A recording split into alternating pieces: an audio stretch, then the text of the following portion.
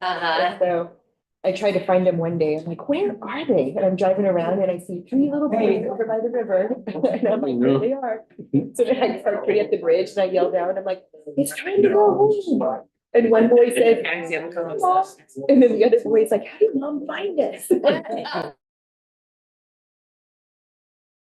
Stuff where the blinking light. Okay. So. All right. I was trying to cross the street and they were kind of flustered, like, go, not go. Yeah. Okay. They're still navigating. Yes. how that works. Councilor O'Shaughnessy. Okay. All right. So I'd like to welcome the audience to the regular city council meeting of the city of Yachats of Wednesday, March 19th. In attendance, we have Councilor Carey. Via Zoom, we have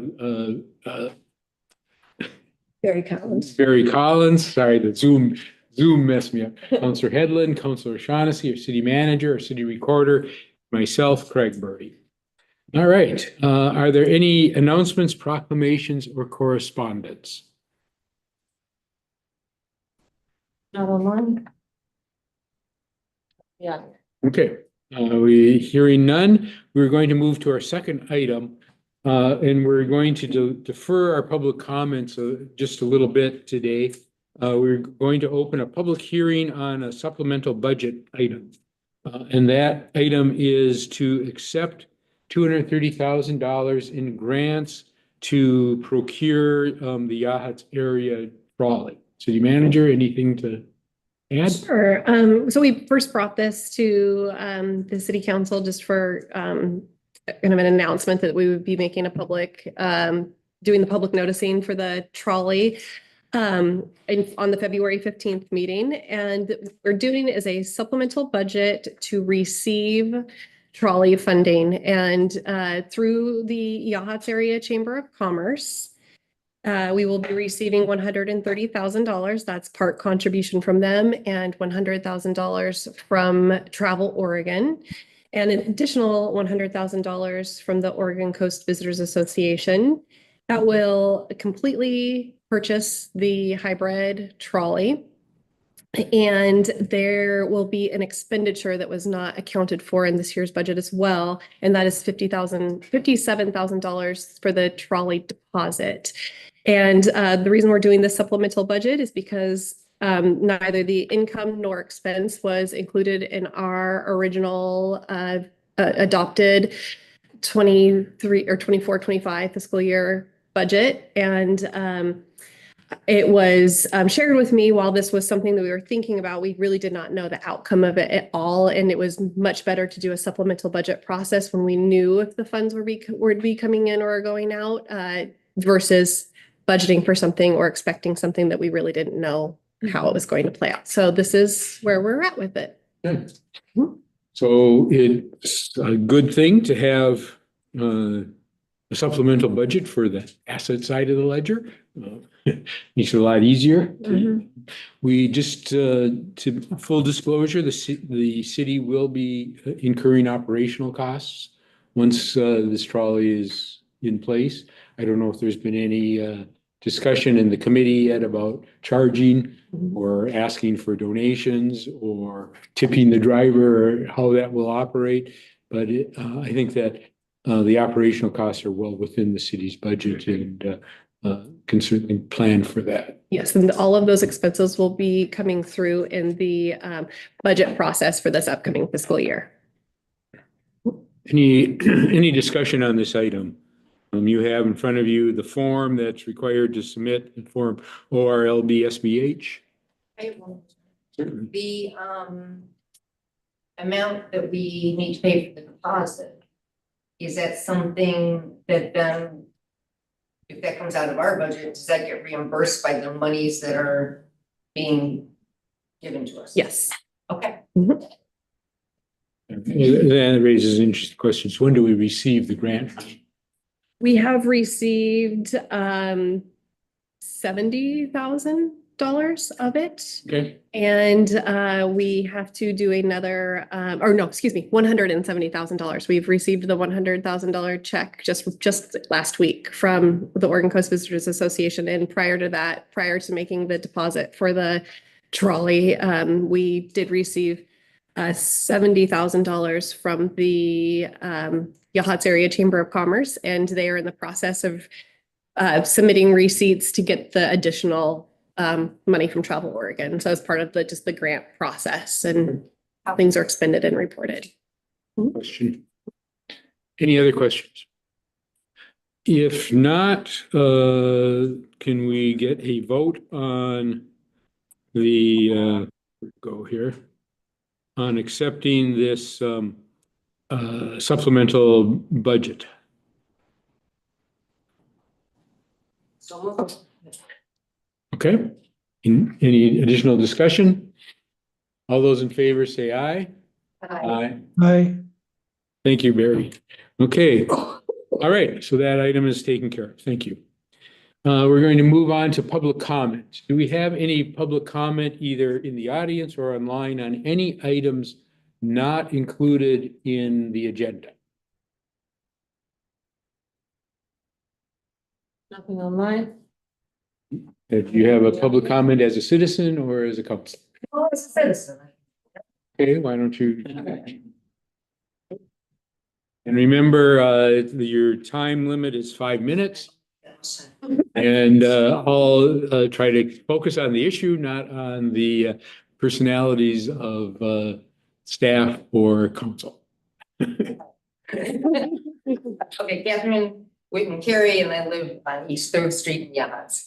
I am quite dismayed at the lack of respect that obviously someone's have had on Ocean View Drive. This morning, well, yesterday I did it once and then I recounted today that there are 38 of our poles down. There weren't 38 poles down last week. And it just amazes me that there would be people bound to do that much destruction. And not only is it city's money that's being wasted, but it's also our city works department that is being overworked without a reason. I mean, shouldn't have a reason to do it, and it's taking away from what vital work they can do. Thank you, Councilor Carey. I think you're not alone in that. I don't know how much to say about it. We are aware of it and we are aware that it was intentional.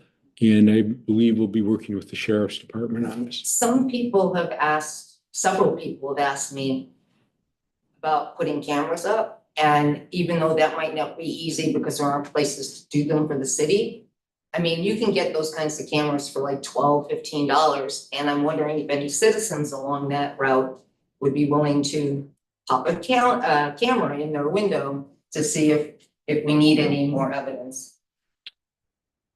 We're on it. All right. And as I say, we're working with the sheriff's department. I think we might increase the number of cameras and the angle. Mhm. But yes, we're, Do we have a sign there saying there are cameras? No, it's on private property. No, but I mean in the parks. Oh, Or somewhere, it doesn't have to be on the property, but just as you walk in. there are no signs that It say seems to me, there are when I hear cameras. this, I Yeah. mean, it certainly stops me from crime. Mhm. But I see, when you see that there is cameras there, I think it makes you a little more cautious if we put it on our property. Yeah. I think we'll take the advice of the sheriff's office. Okay. And I don't know if this rises to a felony or not. When we account for the cost of the delineators plus city time, it's probably getting pretty close. And Yeah, we did it's not accidental. Let's just put it. No. Yeah, our public works team did a evaluation on the expense for the delineators, the time at a loaded rate, for their time to replace them all. And it's really expensive, the work that needs to be done to replace all of those. And from what we did see, it was very intentional. So we will be working on And while they're not there, it makes the city look. Yeah. Gives a poor demonstration of who we really Yeah. are. And it's a safety risk. We fully understand. Have we done an assessment as to replacing them with more durable delineators similar to the one on Sun 101? Yes. They'll damage your car when you hit I've thought indelible ink would be but yeah, the ones on the highway, by the way, have been hit multiple times. You can see the damage on them. Yeah, we are going to look to replace with those. Okay. Okay. All right. Thank you for raising that issue. You're not, as I mentioned, you're not alone in the concern. Okay, consent agenda. Thank you to city staff, to the city manager, for the comprehensive staff report. I have looked through it. I had a few changes that I asked for that had been implemented. So I don't really have much more to say, but other counselors, have you had a chance to look through the all those many reports? I have a couple comments that I Okay, could say. please, yes. Thank you for reading through all of the notes that we supply each month. I know the staff really appreciates the opportunity to share the hard work that they are taking on each month and the ongoing progress and process that's taking place. I know Counselor Winton Carey has a couple times asked for a little bit more comprehensive report from the Sheriff's Department. And beyond what we receive from our hired contracted part-time deputy, which is great. I was able to get that report from them that they've been very preoccupied recently, but I did get something from them just yesterday, so I was a little late to add it to the agenda, but I will add it to the next agenda, but I can do a little brief overview of it. Is we get about anywhere between 40 to 75 responses in a month to the Yachats area. And those are varying calls. I haven't really had the time to go through and decipher what they are. And I plan to sit down with Deputy Dorsey when she's in town so I can learn a little bit more about the codes that are being used and what those calls are. But it's a pretty significant amount, and those are not all from Deputy Dorsey. And you can see that even in the sheriff's report with our contract, I did include the Walport deputy, because you can see on his report that there were several calls down to Yachats even from his report. So you can see that that share is working out really well on our behalf. I hope it is also on their behalf. So I think that I just really wanted to add that into the notes. And the council goals have been really great. This has been a huge focus of work of mine and our commissions. I've been going to all of the different commissions and talking with them. Yesterday I was at the Planning Commission, which houses a lot of Councilor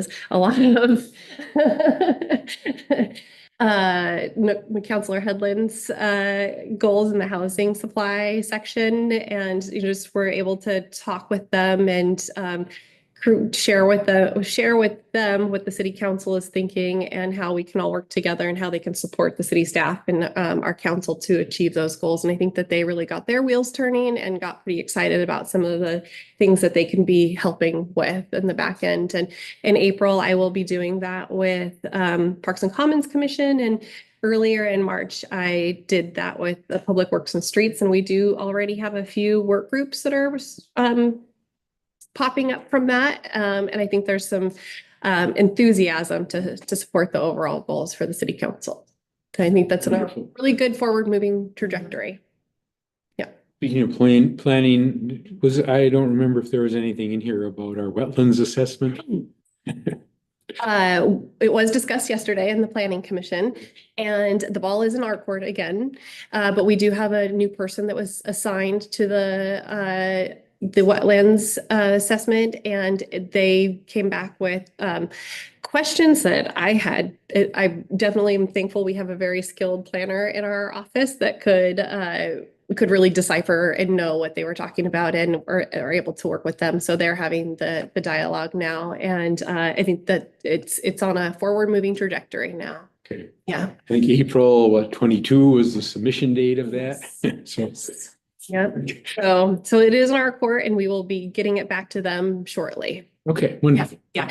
And then we do have surveys out right now for votes on the civic master plan schemes that were shared during our meeting last week, on March 12th. The Sharon Design Studios came to the city or to the Commons and presented their scheme A, B, and C, all a little bit different, but all have different elements that can be mixed and matched. And there is a survey out for people now to participate in having their voice heard. So if you attended the event, should you also do the survey? If you didn't do the vote at the event, if you did the vote at the event, then your voice has been heard. Mhm. Mhm. And- A couple of questions. Yes, please. Under community space coordinator from Rosa, I Mhm. just have some questions. Sure. It said the Commons inside cameras are up and running. Curiosity, where are they? And Sure, yes. They're secret. Yeah. We have them facing the entries, each, like the main entry right at the glass doors, and then the double doors, facing the double doors, facing door 3. And we are working on getting some exterior ones as well. We've had some curious incidents, and I think that this has already made it to where we have not had any incidents since they've been up. But they do have a recording, and we can go back and we can look if there's something that's reported. We can go back and we can track on the video to find if there was a entry in non-operational hours. there's a couple more questions. Sure. So did you, when she was talking about the grant work, Mhm. there's 4 application deadlines. And I don't know if it would be helpful, it would be helpful for me, but maybe for others as well, to describe what each of those are. We've got Diamond in the Rough, Oregon Museum, and Oregon Heritage. So I can, next time we have a report, we can have a little bit more of those. I know that each of those are for the Little Log Church Museum. When they came to us with their proposal for the rehabilitation of the building, it was above the estimated expense, and it was discussed in that meeting that we would support them in applying for grants. And so these are all very specific to Okay, so they're all the Little Log grants that Church are being Museum. or have been applied.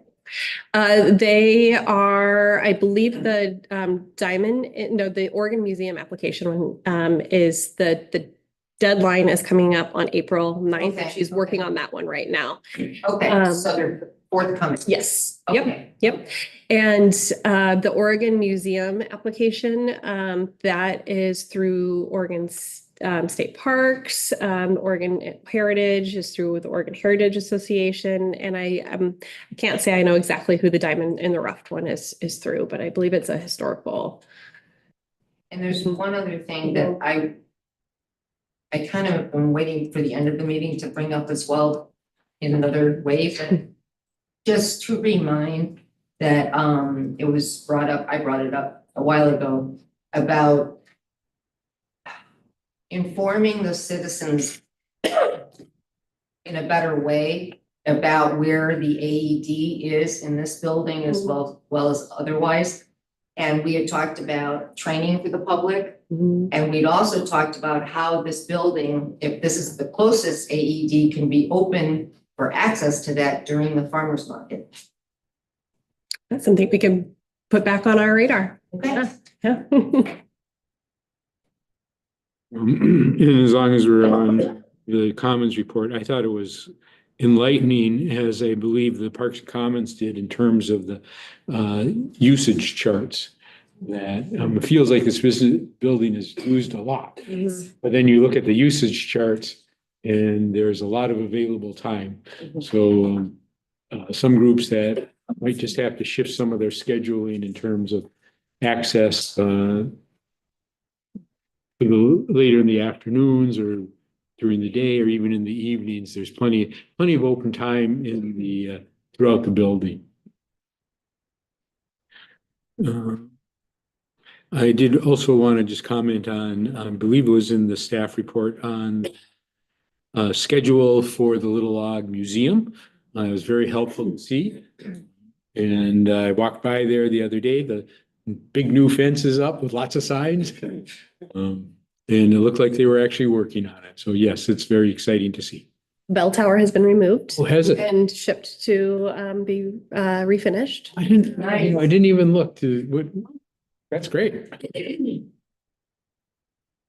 Yeah, that's a project that the Friends of the Little Log Church are Yes. taking on. And it's my understanding that some of the grants they're looking at are also for programming in Mhm. addition to just building. Mhm. There's a lot of work that they would like to do to make it more interesting and interactive on the inside.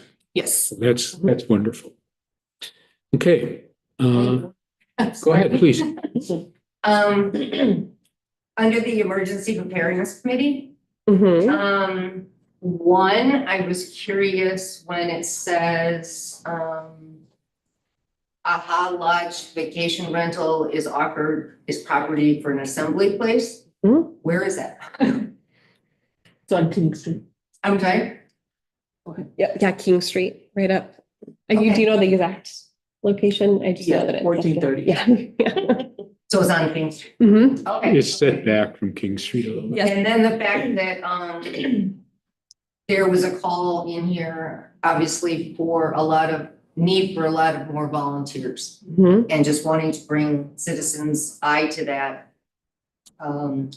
Needing for volunteers to move supplies from City Hall, need additional supplies, and they've given a list. So reach out to that committee and see how you can help. And on that note, I would really like to just say how hard that committee is working on our emergency preparedness on behalf of the city and all residents and visitors. And they're really working and reaching out to Red Cross and the CERT team to collaborate and to do what we can do to ensure that this location could be a facility for emergency shelter if necessary, and all of the steps and the guidelines and everything. They're just taking a lot of work on in that field, and it's really appreciated. Yes. And I concur with Councilor Carey. When we get a chance to help, we'd love to be able to do that and schlep stuff around. Yes, yes.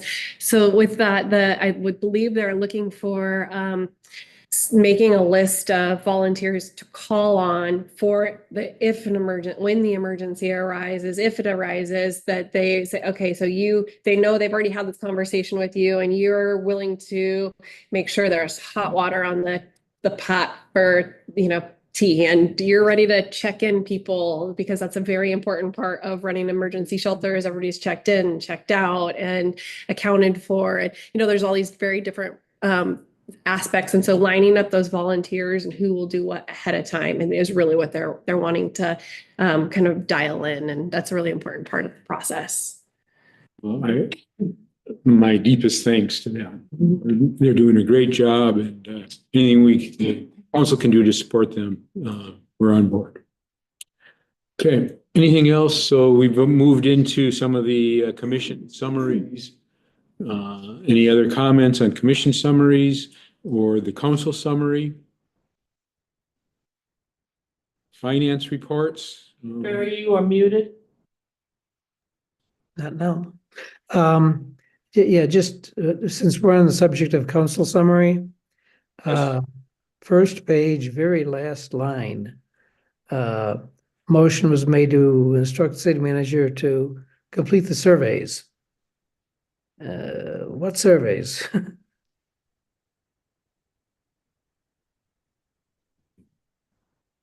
Oops.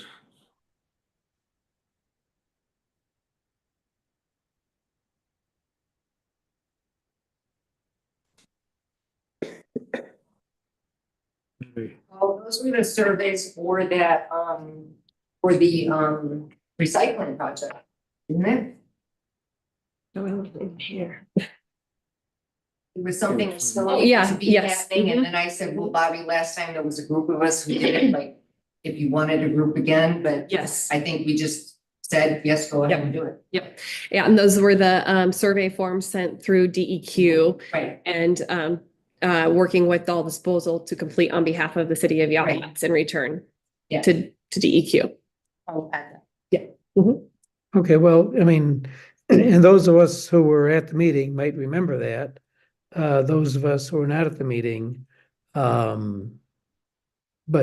read the minutes, it shouldn't be that mysterious, I guess. Yeah, we can add that for clarification to that motion. Absolutely. Thank you, Barry. Anything else, Barry, that your keen eye had identified as problematic? In good time. No, and not in, not in this part of the agenda. All right. Financial reports, anyone have notice any discrepancies or concerns in the financial reports? I think we're on track to our budget. I don't see any serious shortfalls. Almost more concerned in some areas that we spend what we had planned on spending. I had no comments. Good. And again, I really appreciate the graphs. I think that I find them very helpful and intuitive, so. Okay. Any other comments on the consent agenda items? If not, can I have a motion to approve the February consent agenda? I guess it's the March consent agenda. So moved. All those in favor say aye. Aye. Okay. All right. Motion passes. We accept the consent agenda. We are going to make a slight change in our new business. We have here the Lincoln County School District representatives to talk to us about the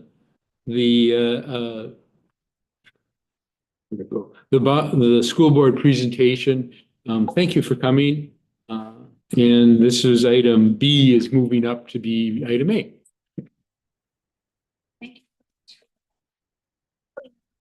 Been living ahead. My name is Liz Martin. I serve on the Lincoln County School Board of Directors as vice chair. I've served on the school board for almost 14 years. And so I'm really happy that I can help in the education process for all of Lincoln County. I'd like to introduce today Dr. Miley Tolan. She's superintendent of schools. And she'll be sharing a little bit about the upcoming bond that's we'll be all voting on the May 20th election. Thank you.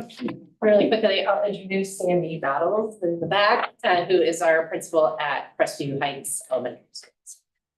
Yeah, thank you so much for having us. One thing I did want to say is I had the opportunity to come and watch, I always say the name wrong, the Yachats Youth and Family program this summer. They were one of our partners for summer learning, and we were able to bring Senator Anderson here to watch that program as well. I think he was here for a city council meeting and came and was really, really impressed with the caliber of learning that our students were getting in the summer. And we were happy to be able to partner with them with our summer learning grant for that. So we'll see what happens as the legislature continues to talk about summer learning, but that was a great partnership for sure.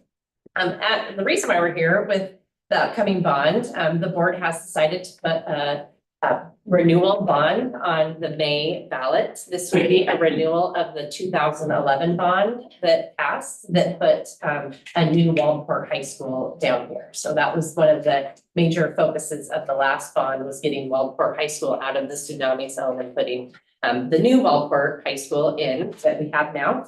The focus of this bond is a little bit different. It doesn't include any new buildings, but it does include aspects for all of the schools in Lincoln County to have accessible, warm, safe, and dry facilities. So this is really a bond that's looking more at how do we keep our facilities in strong shape and get some of them in stronger shape than they're currently at. The average age of schools in the Lincoln County School District is 51 years old. And that is supported by the fact we have a new high school, relatively new high school in Waldport that changes that number a little bit, but the rest of them are are quite a bit older. This proposed bond is to repair and update. So those are things like boilers, any roofs, which all 11 of our schools have some aspect of wear and tears from our coastal climate, with either leaks or things that they need. It also includes some plumbing, as we've been doing some remodeling in the last couple of years. We're finding that our older facilities are costing quite a bit more just because of the plumbing costs when we open up a wall that we need to do. We're looking at safety, health, and security. One of the aspects in this bond is looking at putting lockdown buttons in all of our schools. A lockdown button is very similar to a fire alarm. So we teach all of our students how to use a fire alarm appropriately and safely if they suspect fire. It's the same with the lockdown buttons. So these buttons automatically would notify law enforcement and put the schools in a lockdown, just like a fire alarm would put us into where we all evacuate a building. It would be very similar to that. And it also would update any of our security cameras. We constantly are in need of just more security cameras so that we can monitor what's happening when we're not there, but also monitor things that are happening while we are there in our hallways to keep people safe.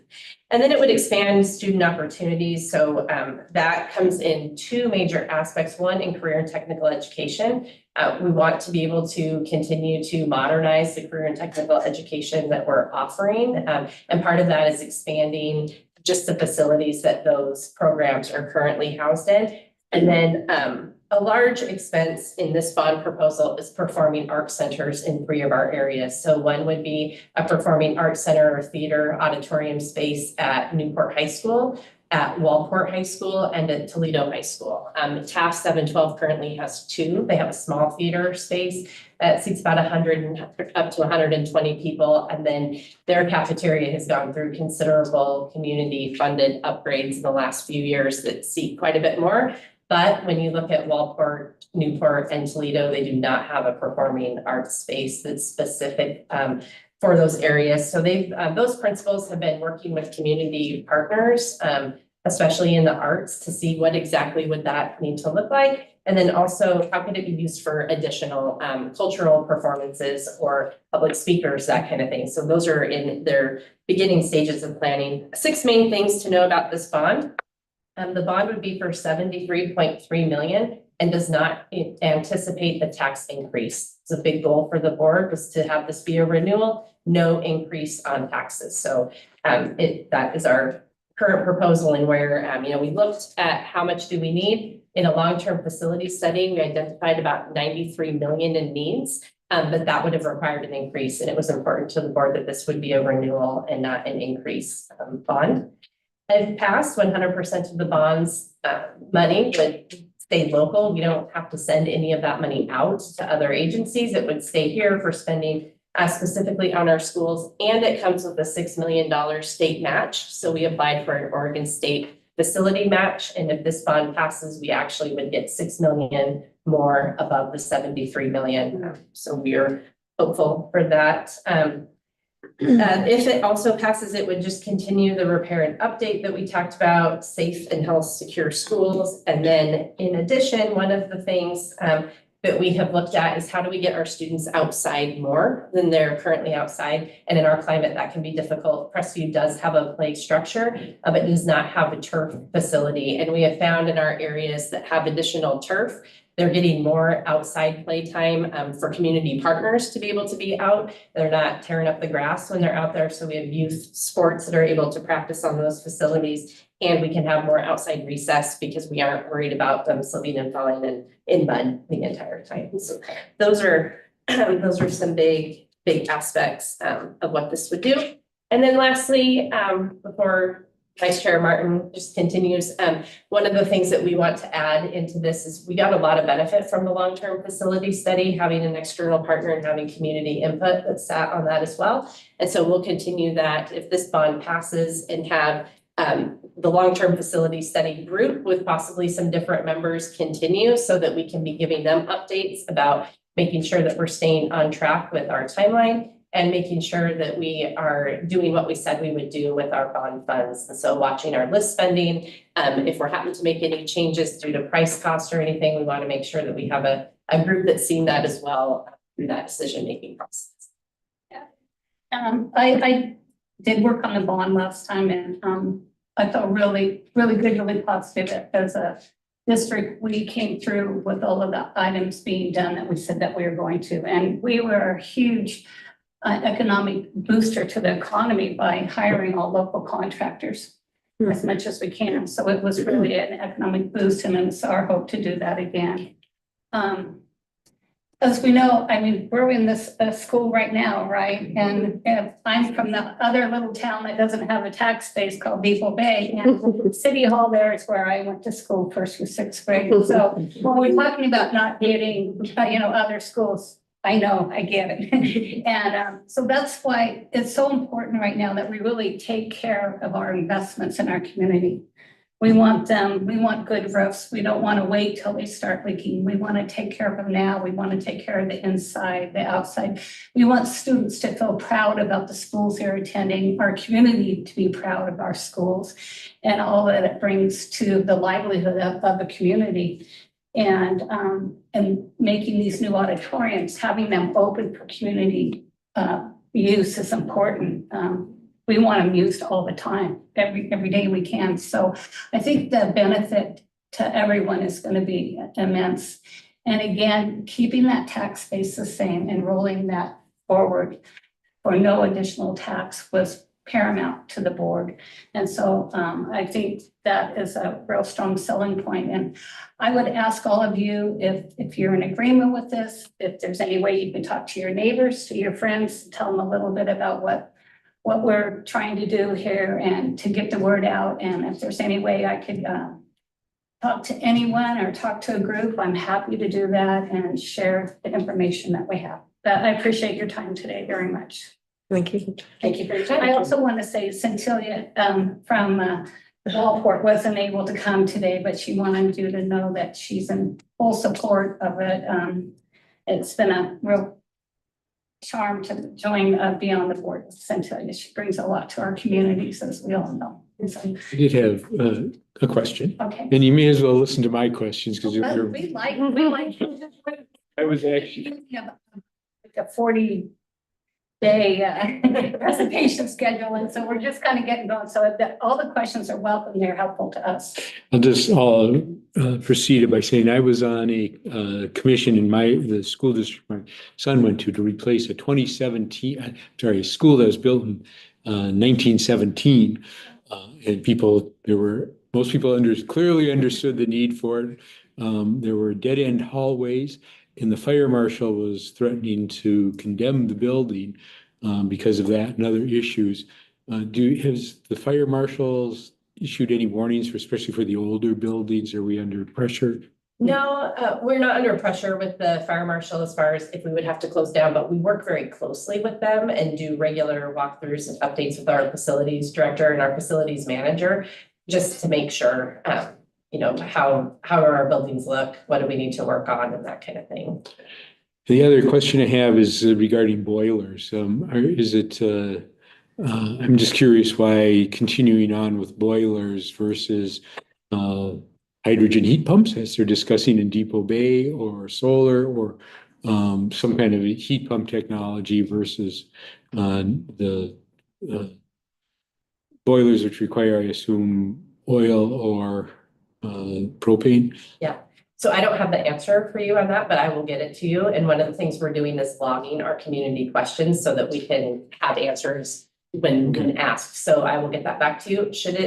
How should I direct that back to the council? Does it go? You can come to me. It goes to you. Okay, perfect. So yeah, we'll get that back. Yeah, I just, as a citizen, I'd like Yeah. to see us move away from fossil fuels as much as possible. So, all Thank you for the question. right, any other questions? All right, thank you for your time. I really appreciate it. you. Very clear presentation. Thank you, Dr. Pearl.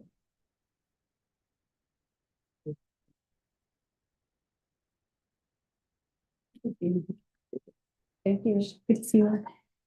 All right, I'm going to exercise my well, I guess not. We will now go to the Finance Committee ordinance revision. It was a fairly detailed piece of writing. Anybody have questions off the top of their head on that item? get to it. Um, We have the chair of the finance committee in our attending, and so can you kick us? When we were replacing some documents, my cover sheet disappeared yesterday. A little snappy with that, but so the city council during the goals this year, goal under fiscal sustainability, goal 5.1 has addressed having the finance committee recognized as an audit committee for the city of Yachts. So there was an amendment or change to this ordinance that was previously 370 and will now become 375 if approved by city council today.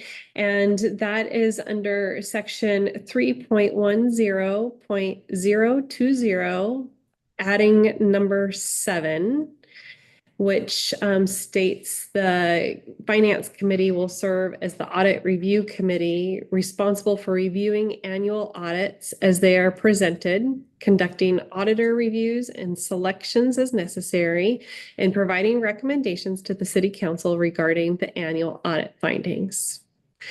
There was also an edit made to section 3.10.040 in the adoptions and appropriations for capital improvement program. And it had a line in there that was referring to the discovery phase, and we've removed that and added in more dialogue reflecting the master plan process and committee and commission involvement. Councillor Collins was able to take this from the format it was in for ordinance 370 and reflect a more accurate code layout. And we have that here for you to review today. And if I may add a few things. Yes, please. Yeah, just as you might remember, and as I wish I didn't remember, at the last meeting, I volunteered to be on the committee, or maybe be the committee to update the municipal code. So because this is a part of the municipal code, I thought, well, let's make sure this thing is in the right format so it can be, in effect, seamlessly transplanted into the code after the ordinance is approved. And so to that end, I massaged the wording and made the format and the paragraph structure basically matching what I find in the code. And at the same time, I had some extensive discussions with city manager about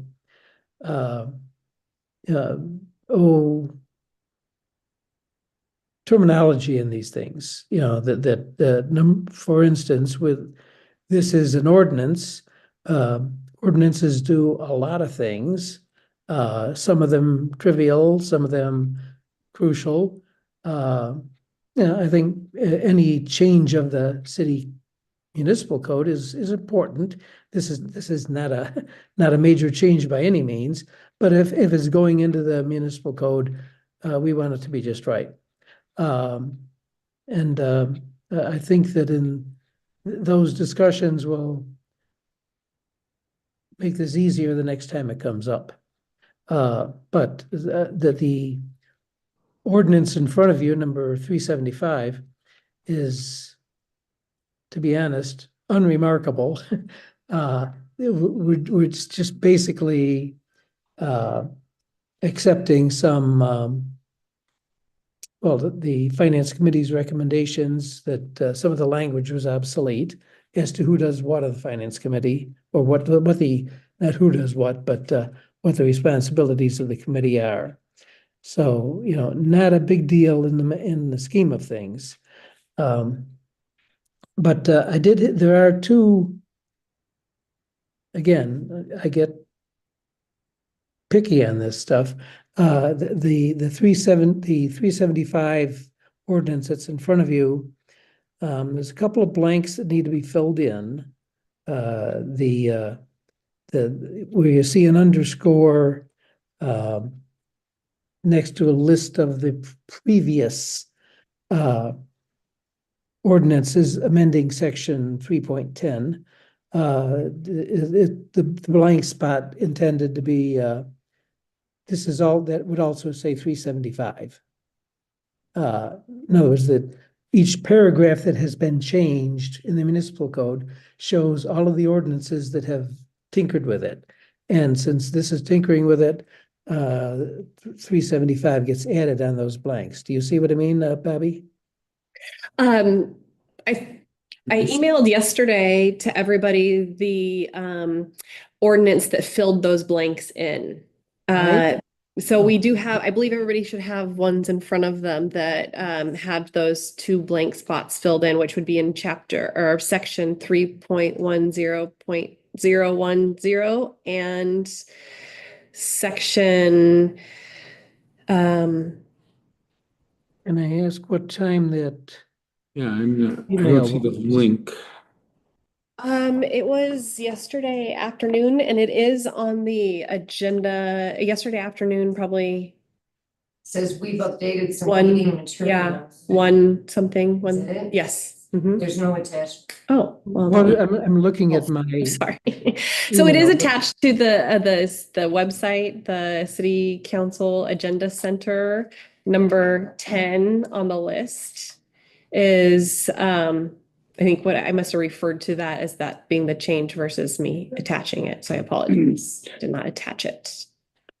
Having a hard time here. I'm not seeing the 375, and I'm having a hard time getting back to where I should see it.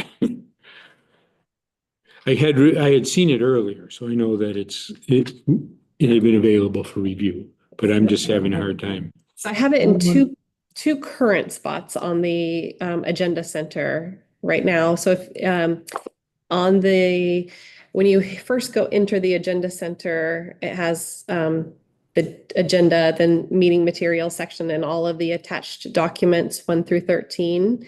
It is there as number 10. And then also if you are on the agenda and click the link, it is also there. I think it would be better for So the it's. council and at least that when It's towards the meeting end. materials are sent out, The they links. be in an Yeah. email, so we don't have to go in the swamp of the Page agenda center. 55.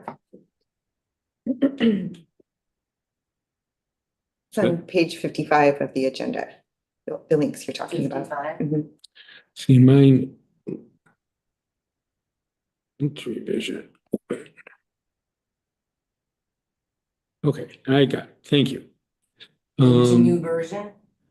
But what I'm, Link to revision, Sorry. Revision, yeah. so it's right there. when I follow that, yeah, okay, I'm good. And I had read it previously, right? Excuse me. I'm good with this. I have 2 questions. One, since this is an ordinance, do we need to have a public notice and 2 hearings? Or maybe just even 1 notice and vote at that time? I mean, can we, as a council, make these smaller changes without public notice? It's kind of my question. I was under the impression that you could do one with a resolution. But Barry and I had quite a conversation about resolutions yesterday, and that could be a resolution is also in the meeting minutes and in the decision. So I think with a smaller ordinance, an edit like this is okay to do without a public hearing. A big new ordinance or a really big thing that would affect a lot of people, it would have to have a public hearing. I'm not sure I agree. Yeah. Okay. In other words, I would want to look at, I mean, what you're saying makes sense, but we can't assume that everything in the municipal code makes sense. And in other words, if it's what exactly, how does the code describe the obligation to have a public hearing about an ordinance? I don't know. I haven't looked at it. The fact that it's minor, yeah, sure, it doesn't seem like public cares about this. I'm not sure I care about this. But I'm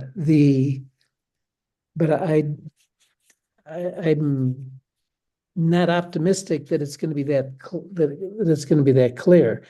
Maybe we ought to postpone it on that ground. And I guess I'm apologize for not even thinking of that issue before. So mayor gets 2 points. But I would rather not go on record as saying, yeah, this is minor. We don't need to let the public know in advance. Well, that's doesn't sound good, among other things. Well, we could cover our basis and plan to do a public hearing. Yeah, and I think- Next meeting. I think we could. I will read from our charter, ordinance adoption. It's vague at best, so, but let me read it. Good.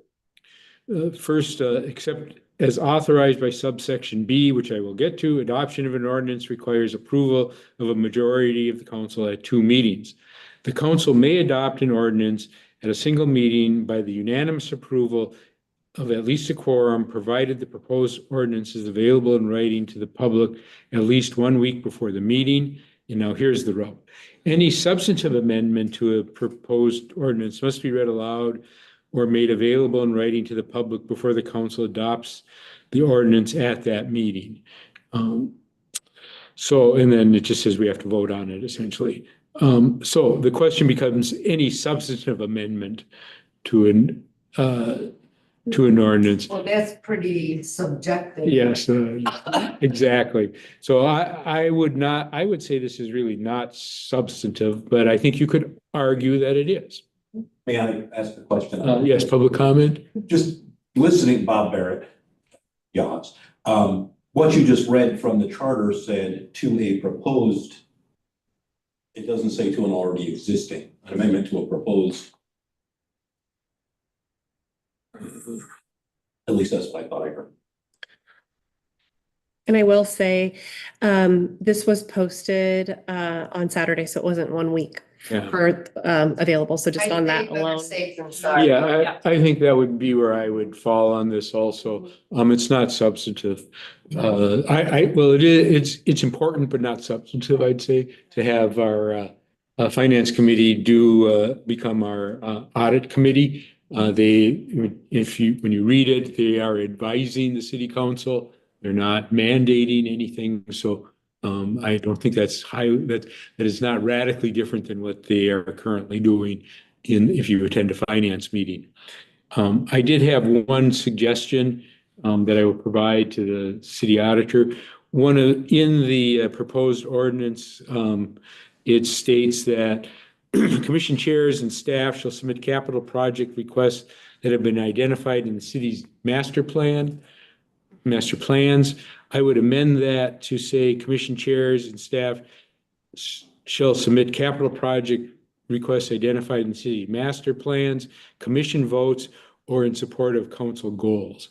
That allows staff to forward council goals. So, for example, the Emergency Preparedness Committee may want a new Connex. That would be a capital expense. That is not part of a master plan. So we need to have some flexibility. So I'm just suggesting we add a little more flexibility, but still require that these things go through a commission or that the city council it's in support of our goals without a commission approval. And then I think with the reading of this charter section, the adoption of the ordinance requires the approval by majority of the council at 2 meetings, but it doesn't necessarily need a public hearing, but Correct. to be available to public. Yeah, and it does also say that the council at their discretion can do it at one meeting. Mhm. I think the scope of this, we can do this in one meeting, but I think we should, to be safe, we should, as it is an ordinance, issue a notice. I wish that each notice didn't cost us almost $600. If we could do that electronically, that would be preferred. It's not cheap to do these notices. Or if we could amend our charter to say that we only need to do it in the council agenda, that would be Can sufficient. it fit on the billboard? There you go. There's an electronic means of doing it. There is a vote in the state senate to allow public notices to go via electronic means. So I think that would save us a couple grand each year. So in the scheme of the city's budget, it's not a huge expense. It's just that irksome.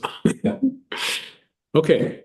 Was there any objection to the or improvement of my suggested wording to the capital project requests? I think it's a good idea. Okay, I'll give that to the clerk. Okay, so we will defer any more discussion on this to the to time that we have a public hearing. Okay, thank you. So we're going to move on to the budget process overview. I did have one. We have a schedule essentially. Any problems with the council attending any of those, please just let me know. And All those dates start in next month? Just to make sure I have them on my calendar right.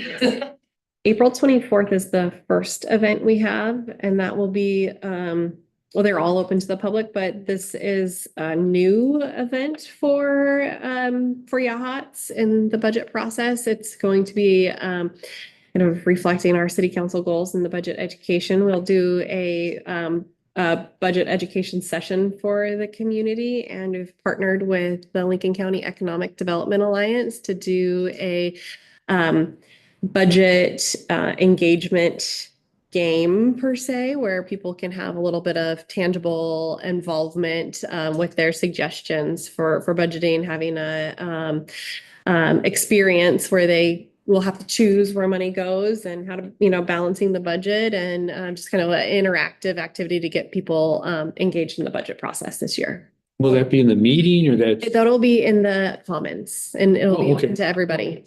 I see. Okay, civic meeting room. Yeah, so that will be at the Yachats Commons multipurpose room at 5 p.m. on April 24th. And then the official budget committee meetings will be May 15th at 4 p.m. here in the civic meeting room. And that will be our initial budget discussions. And the second meeting will be May 29th at 4 p.m. here in the civic meeting room. And then we'll continue on our discussions about the budget process. And then we will bring it to the June meeting for adoption. I did have a question. When is the finance committee present and when do we vote on the CIP budget? In the past, that's done before the budget. Mhm. We will bring that to the April city council meeting. We have added some, or just a little bit of a new process into the process. So we have one more set of reviews to do on our April 6th finance committee meeting. And then we will bring it to that city council meeting for approval. Is that the grouping? Yes. Could you maybe say a little bit for the? Sure. We were taking a look at the different projects that were scheduled out in the master plan, and working with our finance committee member, Julie Ekdom, Neil Morphus, our capital improvements project coordinator, and both Dave Buckold and Rick McClung, who are the two leads for water and wastewater. and looking at all of those projects and identifying things that could be grouped together.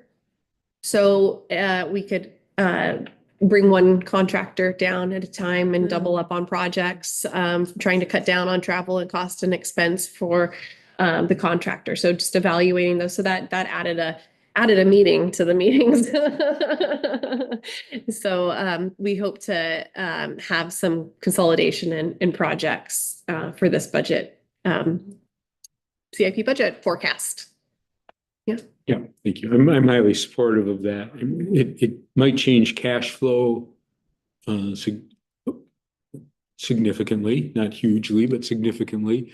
But it ultimately saves money by bringing the experts in only one time versus having them come back 3 different times for 3 different smaller projects.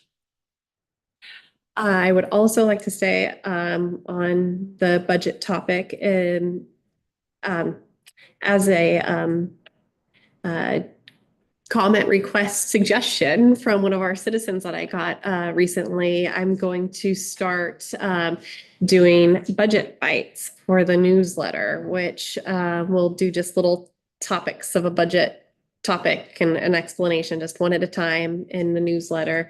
And that was a suggestion given to me by a citizen, and I thought it was great and it aligns with our goals, and I will start putting that in place. What kind of bites are we talking about? Curious. I know you'll do a great job. Well, I was thinking the first one being that we're going to be voting on the capital improvement plan would be just what is CIP? What are capital improvement plans, and just kind of the explanation for that. Master Yeah. plans. Yep. Okay. Another thing, I mean, to bring things down to simplistic levels Mhm. in those bites. Mm-hmm. And even for the April 24th meeting, Mm-hmm. I just think it would be really helpful if you would take true live examples of, okay, fix a pothole. Where does the money come from? Okay, so an answer as to what's budget, to, I don't know, to buy a new delineator to put it up on Ocean View Drive. What budget does it come from? So taking concrete things that people can identify with and then lead them to what budget it actually comes from. You look confused. I'm not confused. Oh. I just think it makes it's not as, when you talk about budgets overall, it sounds like chemistry to me. It's like this abstract piece up here, and if you bring it down to real life, Mhm. A leads to B. Good recommendation. Okay. Let's, geez. Keep hitting the wrong button. Good thing I have a piece of paper. Okay, let's, the last item under new business then would be, I think, yes, is the administrative policy number 5, the review. We do have a representative of the Parks and Commons Commission here. It might be appropriate, Dan, if you can just kind of start why we did it, or what it is, why we did it, and where we're at. Sure. So essentially, as administrative policy number 5, I think it was originally designed to have sort of a rational approach to gift giving to the city of Yachats, and how do we approach it so that it's comfortable for everybody. We don't have a lot of confusion around what gifts are appropriate or not appropriate. People are able to be honored and that kind of a thing with certain kinds of gifts. So there's also monetary gifts as well. The reason that we have chosen to suggest changes is because the Parks and Commons Commission has a large role to play in many of the gifts that are given, not all of them, but in many of them. And I shouldn't say not fully in all of them. In some cases, like if it's a gift to the library, we might have commentary, but essentially the Library Commission would, have the rights to talk about the value of it to them and not that kind of thing. So we found that the policy was a bit confusing at times, but mostly it was sort of not feasible as it was written, given the context of the city staff that we have. There was some necessities that would have required additional personnel on staff to actually do them. There were so many things to keep track of and to notify people about and somehow develop valuations for that. It seemed to be, not only was it not being done, but it didn't seem like it was likely to be able to be done in a way that would at all approach the requirement of the existing policy. So we went back in and we said, well, let's take a look at all these things, including the wordage, and we found a few things that we all felt were, definitely no-goes, and a couple of things that are kind of environmentally more appropriate now than they probably were at the time when it was written originally, which I'm not quite sure when that was. So that's the essence of why we went in, and it sort of describes what we have done. We tried to make it so it's workable for the city. It's comfortable for anyone who wants to give, and they're very welcome to. There'll be clarity on decision-making around, at least as far as the Parks and Commons Commission and for how we handle requests for a memorial bench, rock, that kind of a thing. And that's pretty much it. I will say there's one additional aspect to it. We had a request from a citizen to change the way that memorial benches are considered in this city, because we have a number of them out there already, but there's only so much room for benches. And so I think she was thinking way in the long term in a very smart way. And so we agreed to adopt some proposals she had with respect to making benches available for YAHAT's volunteer organizations only, future benches. Any benches that are already here, that's fine. So future benches, they would be available to be donated by and or dedicated to, like the Lions Club or the Women's Club or Polyplum or something like that. Some organization that has had a substantial voluntary aspect in the city of YAHAT's. It's no longer available to individuals to say, this is in honor of Grandpa who loved this spot. There were other things that they could do in that exact spot, but not a bench. And that was just sort of a, we have a finite number of bench areas here. But we did look at it carefully. We don't think that anyone will be disadvantaged by that. Thank you. Comments? People get a chance to read the ordinance? I would just like to thank the commission. I know they've worked at this for a long time and they worked very hard at it. It is appreciated.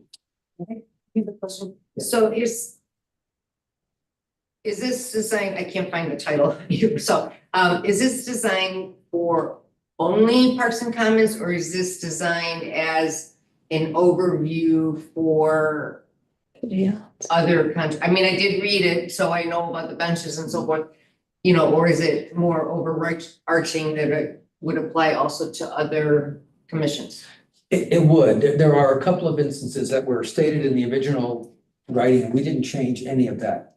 And basically, I think the main one that you'd find would be probably the Library Commission. I suppose there could be an odd thing for Public Works that want to donate a tractor. I mean, that's possible too. And, we would certainly pass that on. All of them would come to the Parks and Commons Commission, and then in the rare case, like the tractor or a library situation or something like that, we would then say, well, we'd like to now notify the library or Public Works, you guys take a look at this, and we would sort of work in conjunction, but it really wouldn't be our decision. Like, they would have first rights of saying, well, this is not appropriate for the library, and then we would just honor that and say, okay, the Library Commission felt that it was not appropriate, and so we are not going to support it. That would be a situation like that. But I think, as I understand it, all of the donations and recognitions would come through PCC as we're presently configured. Any other observations? Comment? Mr. Mayor? Yes, please. Okay, I did have a chance to look at this. By and large, it looked like an improvement. I I guess like everybody else, I wonder, why does everybody want to donate a bench and why does anybody want to donate a porta potty? But that really wasn't the question. The I know I ain't the only grammar fanatic on the council, but there was some usage of the Oxford comma that was overdone. But I wouldn't. I think we're going to get into a swamp if we start talking about that. I am a strunk and white. I'm sorry, I am strunk and white team, so.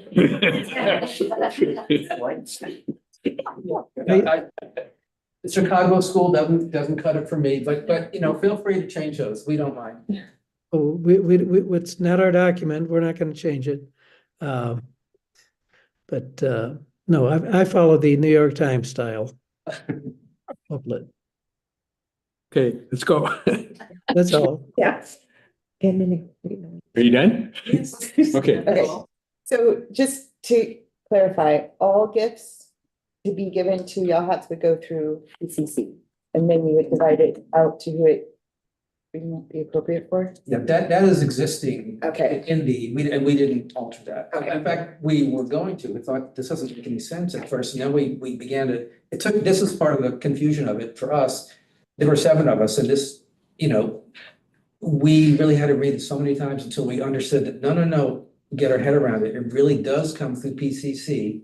And then if there's a situation where another commission might be in any way involved, we would push it to them and say, hey, guys, please take a look and let us know what you think. I did have a couple of things. One is a little history so that people can understand why it was developed. And I think it was about 2019 or something. There we have and had wooden benches, since benches seems to be the standard gift. And after 10 years, a wooden bench on the coast is falling apart and very problematic, and hence the 10-year and the maintenance standard. We are evolving that to materials that have a significantly longer life. So hopefully that will not be the same issue moving forward, although you never know. A question in the introduction, it's limited to, just to get us some feedback, limited to plaques, art, park and trail amenities and other items generally referred to as gifts. Where are we with land donations? Because we have opportunity for at least 2 and possibly 3 land donations. Is that part of this donation and recognition policy? These are substantive items that may or may not have significant amounts of maintenance associated with them as a gift. Should that be something we should include in here? And I think that's kind of where my question came from, because if it's just a monetary donation, that's not in here either. No. It would be included in here, It says because it does say City of Yachats values many monetary and non-monetary donations in the first line of it. And that wasn't our writing, that was previously there. Oh, Yes. this says. Yeah. Then later donations come in many forms, Yeah. including but not limited to, and it doesn't include money, and it doesn't include land. No, and that was all original language. We didn't see a reason to change it, but you are making an interesting point. And I don't honestly know. I mean, if you want me to bring that back to Parks and Commons to see about the property and how that would, you know, obviously we would have to get a whole different level of expertise. Yeah. I don't know. Yeah, I think it's almost like at this point, I could see that like Bobby coming to us and say, hey, guys, we'd like to get some community input on this. Come back to me with your idea, you know, what you get from the people here, and you know, you have a talk about it, and then we just give it back to Bobby, and then you guys, because ultimately everything is approved by city council, even if we promote it or propose it, we don't. It's not our decision. We just But say, with "We'd like land, to you're do always it." gonna have lawyers involved. I mean, you know, the negotiations. Yeah. I would think land is Contracts. big and contracts and Yeah, I I don't mean, think. I don't know if it really, I think maybe how it's gonna be used, that to me, it makes more sense for Parks and Commons, which should just be Bobby say, hey, guys, I'd like you to take a look at this and give me some of your advice. That makes sense, but as far as the other, I think it might just, maybe that's a good reason why it's not there. Just let it come to you, kind of like when you're doing a defined and field property. Well, it's a completely different level. And we are not experienced enough to. From what I'm hearing, we don't need to either include it nor explicitly exclude land, that we can consider that a larger donation beyond a gift, I guess. The other thing I would suggest that we make editorial changes. I'm looking, it shows a couple times under guiding principles. Number 6 is the first instance that I saw anyhow. First must be approved by the appropriate commission. I would suggest that we change that to city sanctioned advisory body, specifically because we have things like, even though they fall under a commission, the emergency preparedness group, and we have some other kind of officially sanctioned committees, I guess.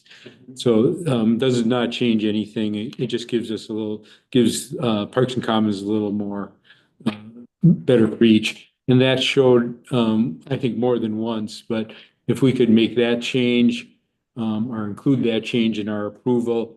The other question more for the counselors is in the list of just in general is, should we add something that says the city council may approve exceptions? So that, I mean, it seems rather heavy-handed, but I just wanted to put that out there. It's not in there. It would have to be added. It just raised a question in my mind. If somebody wasn't happy with the decision and they came directly to the council and said, the council felt strongly that it should be accepted as a gift. Right? Well, how about that we would be able to review it and return it to the committee? Yeah. There is some wording in here that I think would help with that, because it does say that, I don't remember exactly where it is, but if we were to get, I'm not sure if it was just due to wording or if it's actually the gift itself, but in there somewhere it says that if the gifter is turned down, they'll be notified and you guys will be notified about it as well. My guess is it's gonna be super rare that that will ever happen. Right. But I think it is a good thing just for you guys and the city, for you to be aware that, hey, we turned this one down. Number one, hey, it might be coming your way. And the other one is that, do you agree with that? But also the other pieces, like, would we be able to then return it to you for further consideration because we don't necessarily agree the way you do? You're the decision makers, we aren't. We just simply say, this is what we think, and then you do whatever you want, including that. I mean, that's how I understand the process. Yeah, I would agree. We can always kick it back down at our discretion. I'm comfortable with it without having an exception. I just wanted to raise it. Okay, I have any other comments or revisions to the work that was done? Just thank you so much. Yeah. Much clear. You really did a great job. I would like to have a motion to approve administrative policy number 5, which we can do without notice. As written, except I would like to change with the exception of changing the appropriate commission to city sanctioned advisory body, which is what all the commissions are, plus opens it up a little bit. Let's take, since this is an official policy, I'd like to take a per individual vote. Are we ready? First, any discussion? Yeah. Do I have a motion? I should. Yeah, you need a I motion. need a motion. So can I get a motion? So, Okay, a motion to approve as written yes. with the one revision of city sanctioned advisory. Okay, so moved. Any additional discussion? If not, we'll take a vote. We'll start with Councilor O'Shaughnessy. Yes. Yes. Yes. Yes, And the mayor votes yes. So we have a revised administrative policy number 5. Thank you very much. Would you like me to make any changes looking through for any other mention Yeah. of appropriate commission and send those to Bobby? Yes, if you would. You'll have it out there. Okay, Thank you, Dan. thank you, Dave. Great, all right. All right, Bob has patiently been sitting here. We're going to go through to ongoing business. I'm gonna move B up to A since the video recap there's nobody in the audience, I don't believe. If we can move, Yah's Community Collaborative update. Oh, that would be nice. That'd be you. Sorry, I know you were waiting to hear. I was. Well, it does not, I mean, these two items really do, join at the hip. Absolutely. So, but if you'd rather we watch the video first. I'm gonna stay for the video, so why not just stick to the order? Okay, let's do that. Yeah, 'cause that gives us a big overview. So, Thank you. yeah, okay. So I'm just gonna share my screen really quick on Zoom here, so I can pull the video up.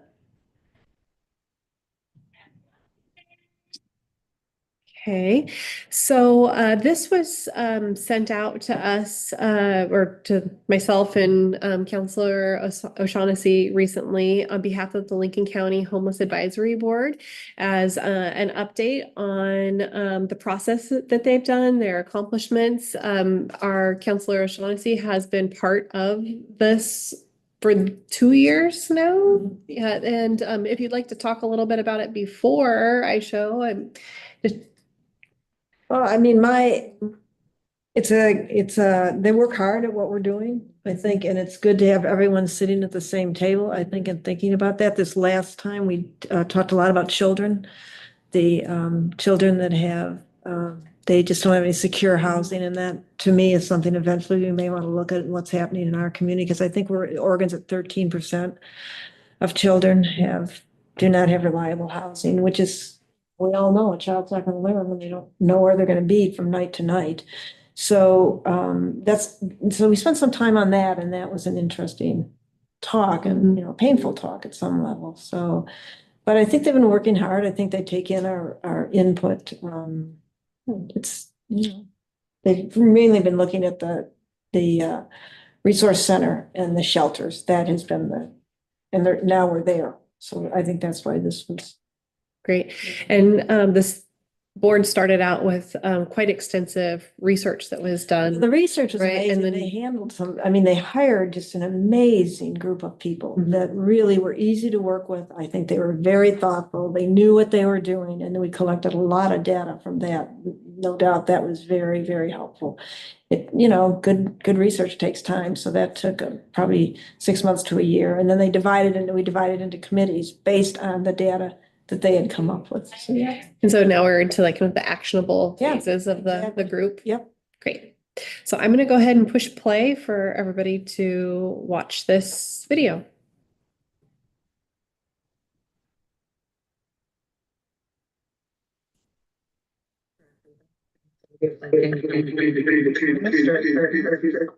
Sorry, I guess that's not. I'm going to push pause really quick to make sure I can share the volume without having that echo. See,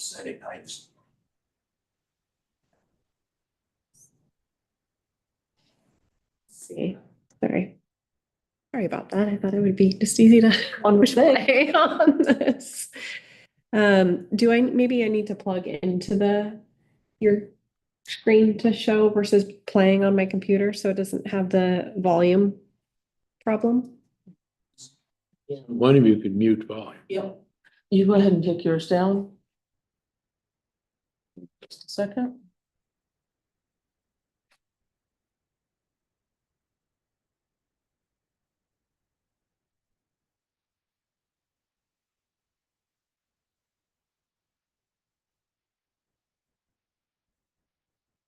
The video's on the link, right? Okay, great.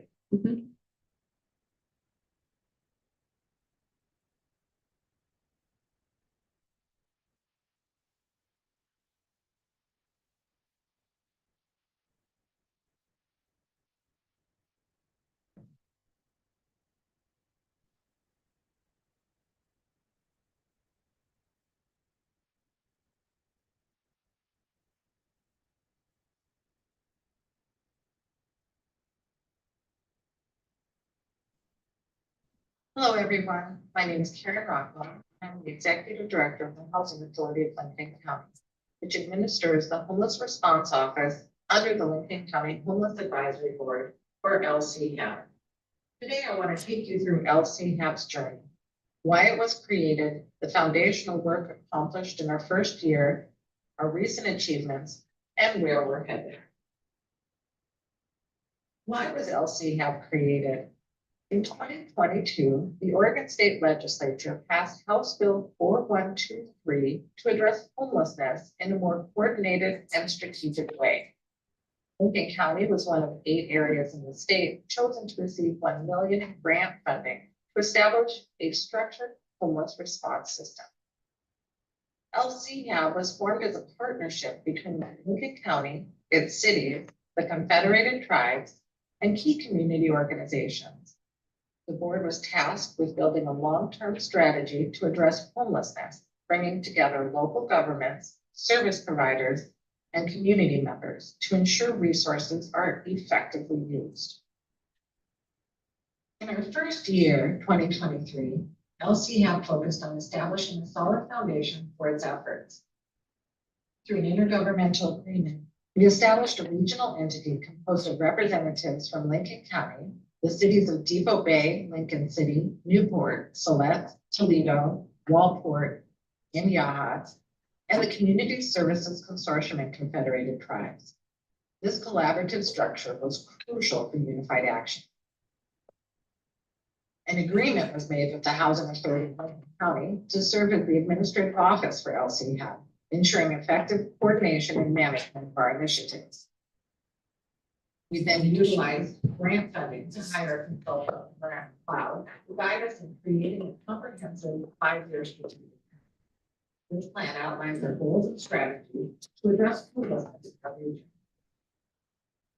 Work groups were mobilized to bring more hands to the table. The Community Engagement Work Group was formed to raise public awareness and foster involvement in addressing homelessness. Finance and Economics Work Group explored funding opportunities and economic strategy to support housing initiatives. The Service Provision and Policy Work Group assessed existing services and identified gaps. And the Mental and Physical Health Work Group analyzed accessibility and barriers to healthcare for unhoused populations, collaborating with local healthcare providers. These foundational steps set the stage for our ongoing and future efforts to combat homelessness in Lincoln County. As a result of the work done in 2023, we formed a vision and mission. LCHAB's vision is simple but powerful: to create a community where everyone has access to safe and stable housing. Our mission is to connect people with the resources they need, while also working to prevent homelessness from happening in the first place. There are 5 key strategic plan goals. The first is to have LCHAB remain a permanent body that focuses on homelessness and houselessness in Lincoln County. The second is to adopt a strategic goal to reduce homelessness to emergency and voluntary levels. The third, coordinate policy and funding efforts at a city, county, regional, and state level. 4, stand up and support a navigation system with priority to using or developing common data and reporting systems to track each network and community need. It's important to understand that this is not a brick and mortar building, but rather a comprehensive system for engaging all of our service providers in a no wrong door approach to an individual receiving assistance. And the 5th is to integrate local housing, community services, economic development, and transportation efforts to support and provide resources for community organizations. Each of these goals have a series of specific strategies that will be implemented to achieve them, and the entire plan can be viewed online at lchab.org. Building upon our foundation, LCHAB has achieved several key milestones in 2024. Starting with January 2024, we assisted in the successful completion of the annual point time count with the help of 75 volunteers and 27 organizations, we were able to conduct a countywide survey and identify 517 individuals experiencing homelessness. This was a significant step in understanding the scale of the issue and securing necessary funding. The administrative office was successful in bringing in nearly 2.87 million grants to support sheltering and housing navigation initiatives, providing a critical boost in services. We hosted a successful resource fair in Walport. LCHAP organized an event connecting unhoused individuals with 21 service provider organizations, offering support ranging from housing assistance to healthcare. We participated in a 100-day challenge. A dedicated team of 15 representatives from 15 service provider organizations worked closely together to connect 200 people experiencing homelessness with safe and stable housing.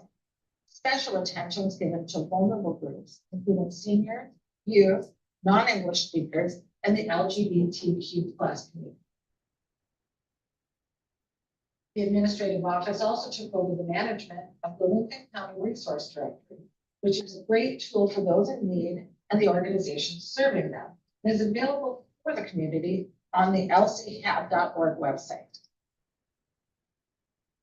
lchab.org is a great community resource with information on meetings and other vital resources. While we've made great progress, the work isn't easy. Some of the challenges we faced include sustaining funding. The initial state grant was a great start, but long-term funding is needed to keep LCHAB running. We're exploring options such as membership-based funding model where partner cities and organizations contribute. Addressing stigma and misinformation in regards to both homelessness and its causes, as well as the role of LCHAB in our community.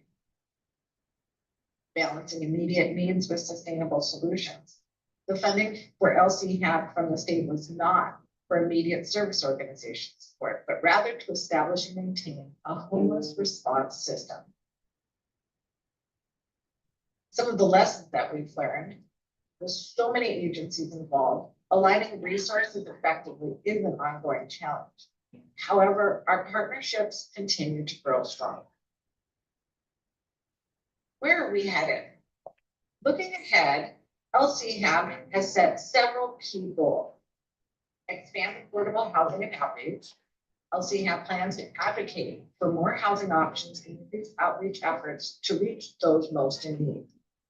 We will strengthen business and community partnerships. Local businesses and community members play a crucial role in addressing homelessness. We aim to deepen these relationships.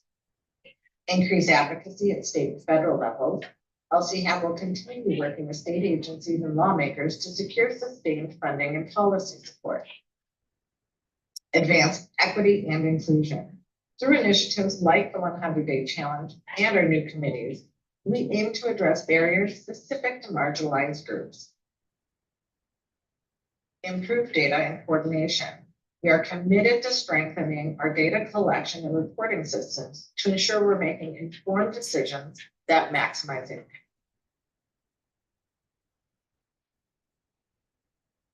LCHAB is more than just a board. It is a collaborative effort bringing together local leaders, service providers, and community members to ensure that homelessness is addressed in a compassionate, strategic, and sustainable way. We have made great strides, but the work continues. By securing funding, fostering, and keeping our community engaged, we can move toward a future where homelessness in Lincoln County is rare, brief, and non-recurring. Thank you for your time today. I look forward to continuing this important work together.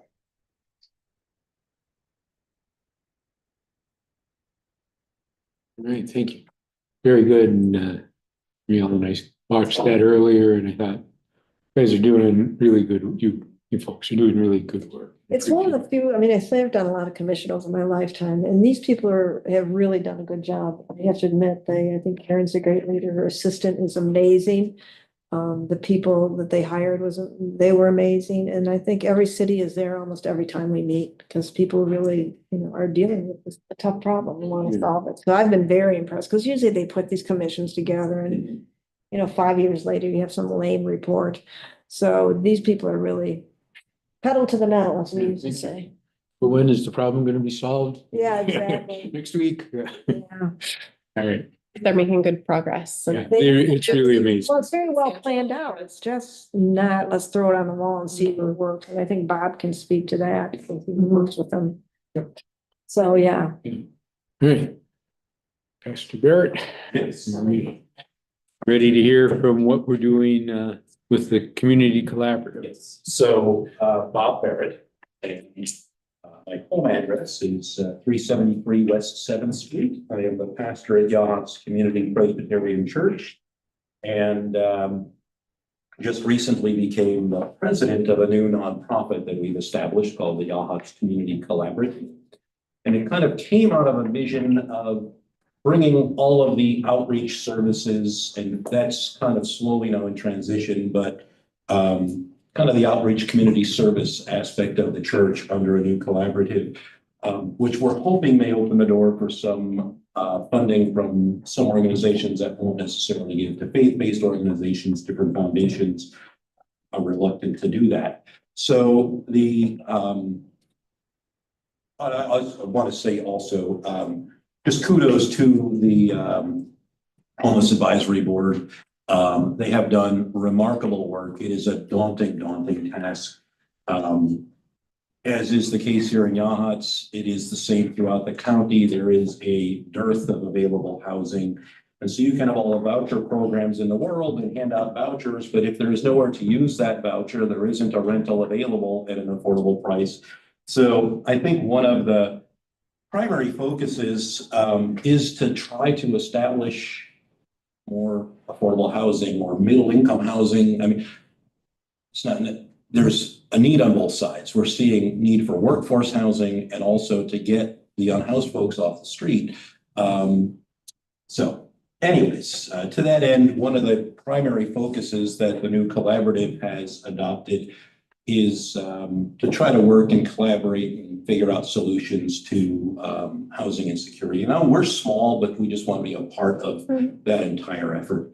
And despite being small, I'm really amazed at the kind of the speed that all of this has come together. You all know that just 3 years ago, there was no shelter program. We spent 2 seasons making a really good impact and serving quite a few individuals, but we realized, as I said to you when I came and spoke to you 4.5, 5 months ago, we realized that it wasn't a real good use of resources or monies to have beds vacant most of the winter, because it was only being opened on days where there were triggering events where the weather was, below a certain temperature.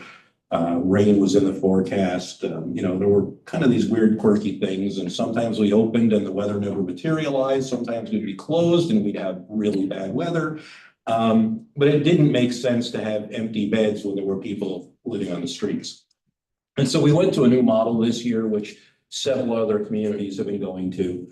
And we opened 5 beds to be used every night throughout the season. And so on November 15th, we had to wait a little bit until our shower unit was in place. And so we now have shower and laundry facilities. We opened on November 15th. And prior to that, about a month before, we started putting the word out to the community that we serve that came in and took availability of our pantry services and other ways, got the word out that we were moving to this new model. And we had an application process and we had people apply. We were surprised we didn't have as many people, but I think it was kind of a new thing, kind of leery. But we had, I believe, roughly 10, 12 people apply. And so out of that, we had beds for 5. And because it's a low barrier emergency shelter, we had to kind of be open to everybody, but we were able to set some criteria. We couldn't require people to be drug-free or sober. We couldn't say you can't have a dog. There were things we just couldn't eliminate right off the bat. Certainly if your addiction problems led to behavioral issues, that was going to be an issue. But we were also able to kind of look then at the pool And we did have some criteria for, were there people with health concerns, perhaps folks that were disabled that would be more impacted by the weather.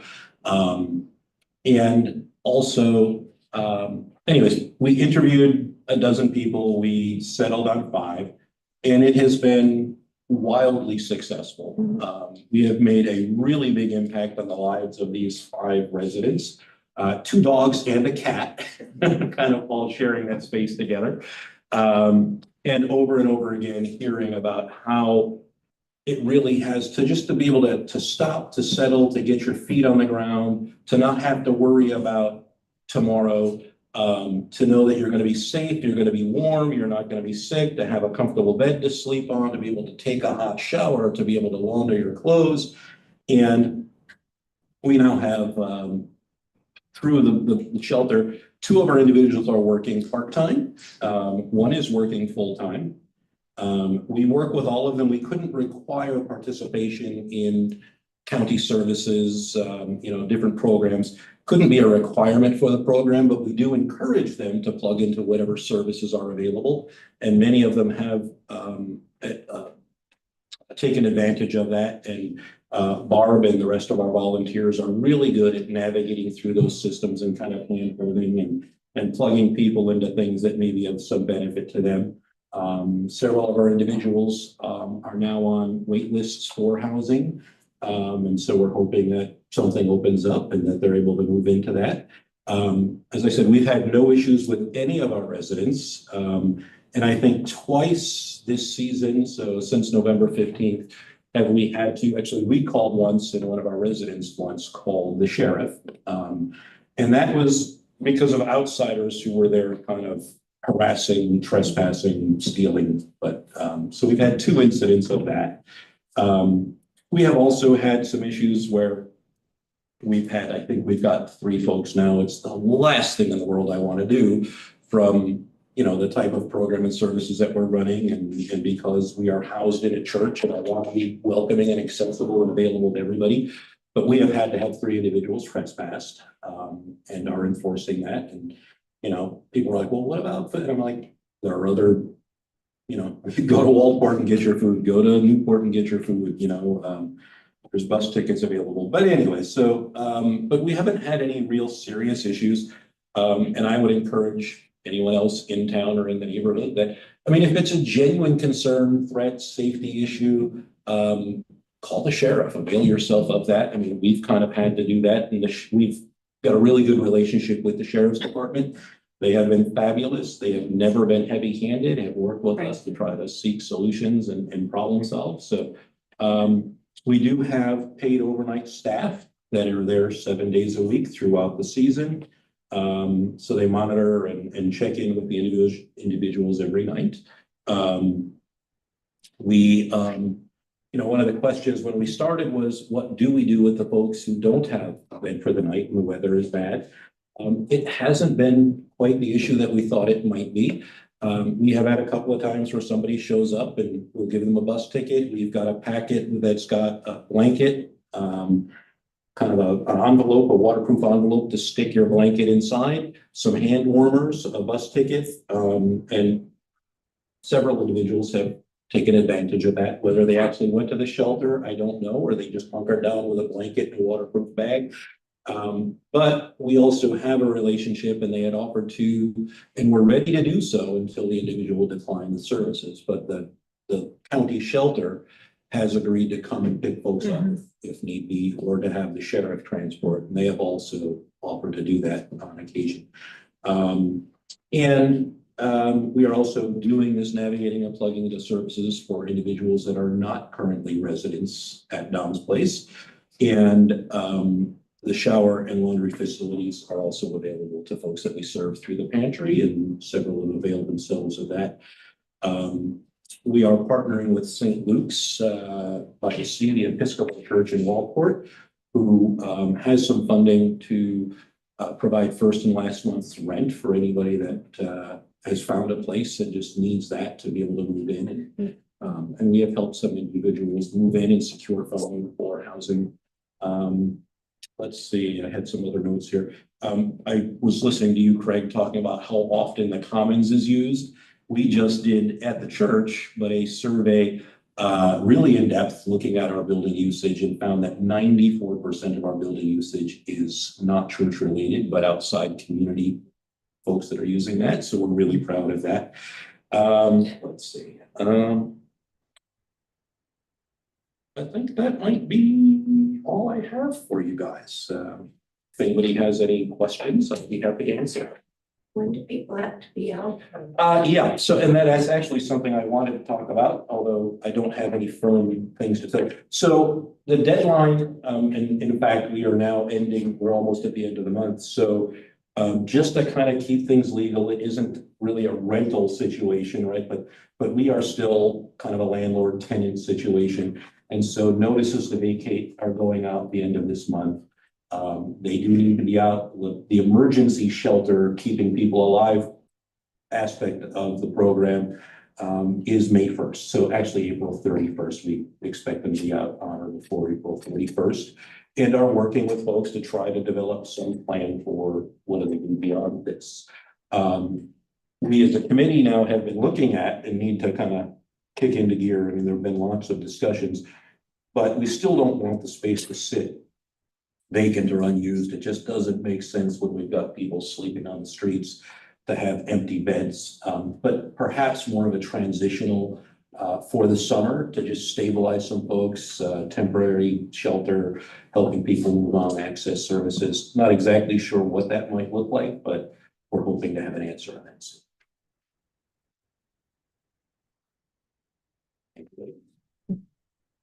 We do really appreciate your support.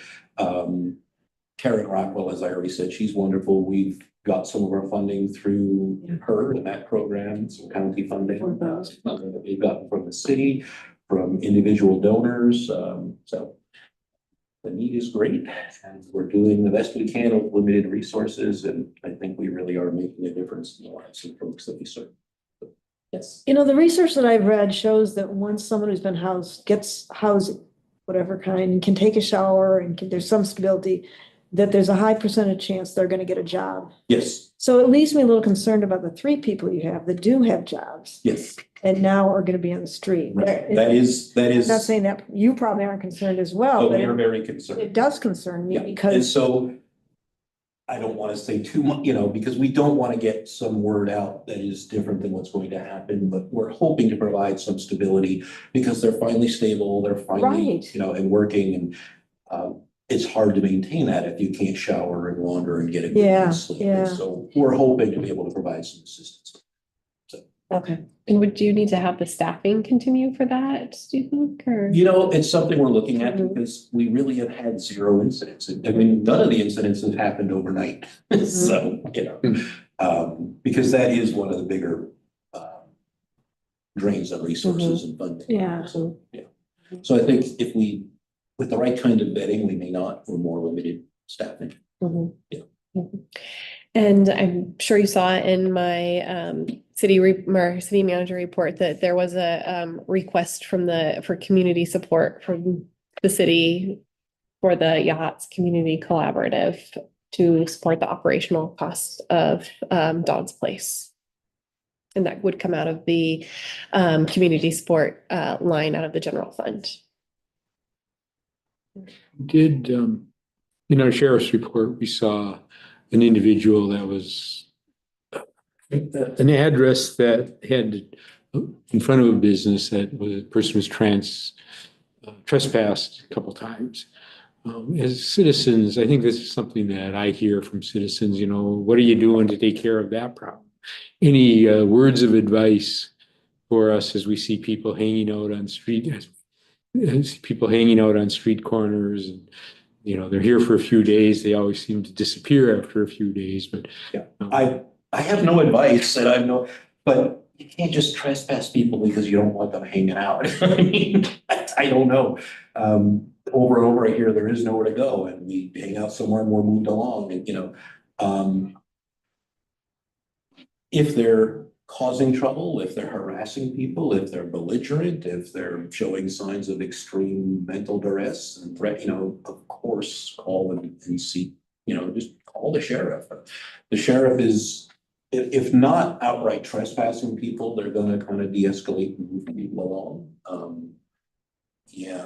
It's a rough, and we all know, I mean, we are really worried. I know the county is worried. I mean, it's not looking like a really good couple of years as far as funding for these services. I don't want to get political, but we're gonna be asked to do more with less, and I think. we're And gonna there may see- well be more who don't have jobs. Right, more people without, we're seeing such a tremendous increase in the pantry already. So, yeah, I mean, I think greater need, more people on the streets and less money to address it. So it's sadly only gonna get worse. So I think we need to have some measure of compassion and tolerance, but certainly not let it affect our quality of life or, so if you've got concerns, I wouldn't hesitate. I don't want to be onerous or heavy-handed or say not in my community or you just need to move along, but if there's a genuine concern, give the sheriff. I feel like they've been very responsive They have. to all situations, yeah. Mhm. Thank you, Bob. It's Thank very you. helpful and a great follow-up. And thank you for all the people that are working on this issue in our community. All right, we have one more item on our agenda. The resolution 2025-250, which was a resolution to apply for the estuary walkway. It's officially resolution authorizing application for grant. Resolution is in support of City of Yachats application for the local government grant from the Oregon Parks and Recreation Department for development of the Yachats Estuary Boardwalk at Ocean View Drive between Beach Street and 101. Delegates the authority to the mayor, City of Yachats, to sign the application. City Councilor, City Manager, is there anything to add to this? This is an official request as part of the grant application for them to know that the city council and the city supports this effort. We did sign something very similar last year, but this is a new year and a new grant process. And so this is again, acknowledging that we support, the city council supports the city going out for this grant on behalf of the Estuary Boardwalk. And the application is due here next week. Is it written? It is being written right now. Yeah, it's close to being done. Trails member Bob Langley has put, he's a member of the work group for the estuary walkway, and the whole work group has put a significant amount of work into writing the grant. They've been sending me updates as they've been writing it, and for me to read over and review, and it's looking really good and very strong. And of course, working with Public Works Department, Rick McClung, and the Civil West engineer group to have the figures and drawings and plans for the project. And the street turnover? The jurisdictional transfer is set to happen on April 2nd. And that is, I believe, the day after the grant is due. April 1st is the due date. We have communicated with them where we are at in the process, and they still encouraged us to apply, knowing that was in the process.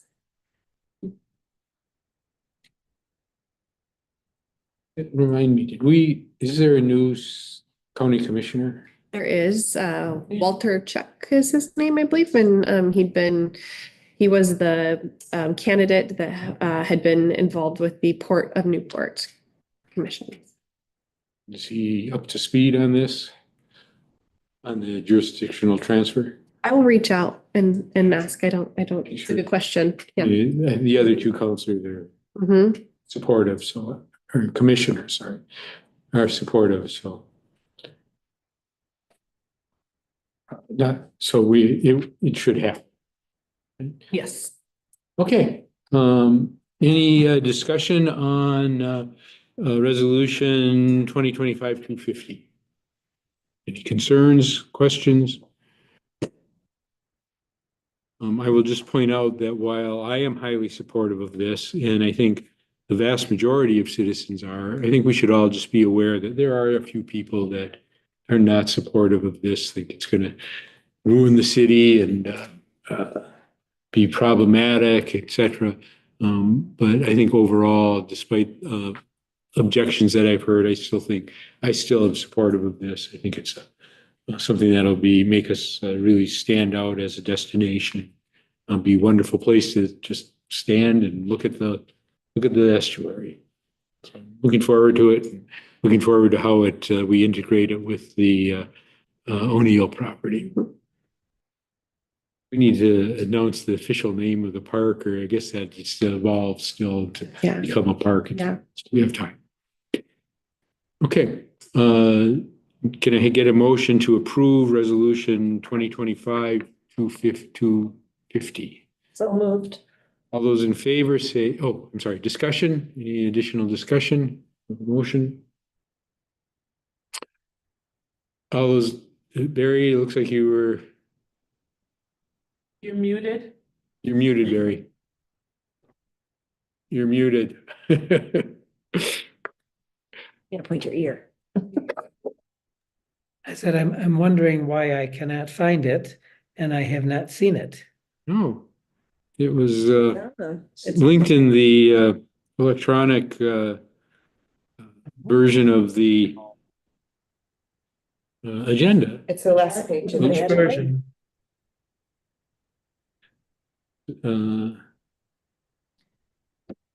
It's also number 13 of the material items, meeting material items that was emailed and posted online. Online where? It's under ongoing business online on our agenda center, excuse me, on the city's website. You know, as I said before, I don't think we should have to go to the agenda center because it's a poorly designed place. I can find it much easier if you send me an email. I believe it was in the email that was sent when the agenda got posted with all of the material items. So I downloaded all Saturday. of them and there's no ordinance 250. Resolution. Page 62 of the agenda. That helps. You're back muted, Erin. We'll wait for. I like your method. Go to page. Yeah, it's a little bit easier. I don't see that there's numbers on these pages.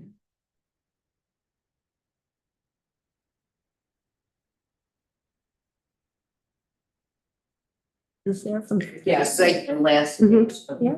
all the materials. Yes. Yeah, under ongoing business, resolution, it's item C, or ongoing business on the agenda.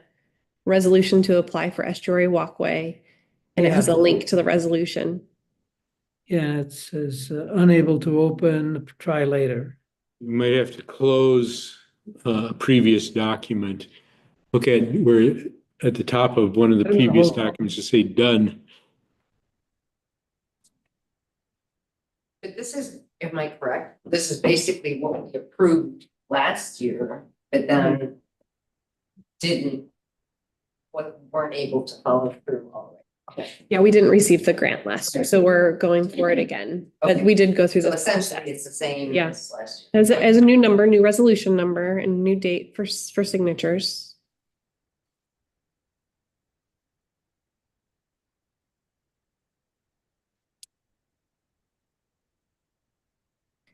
Can you send it to him? Can you send it to him in an email really quick? I'm just going back into my computer now.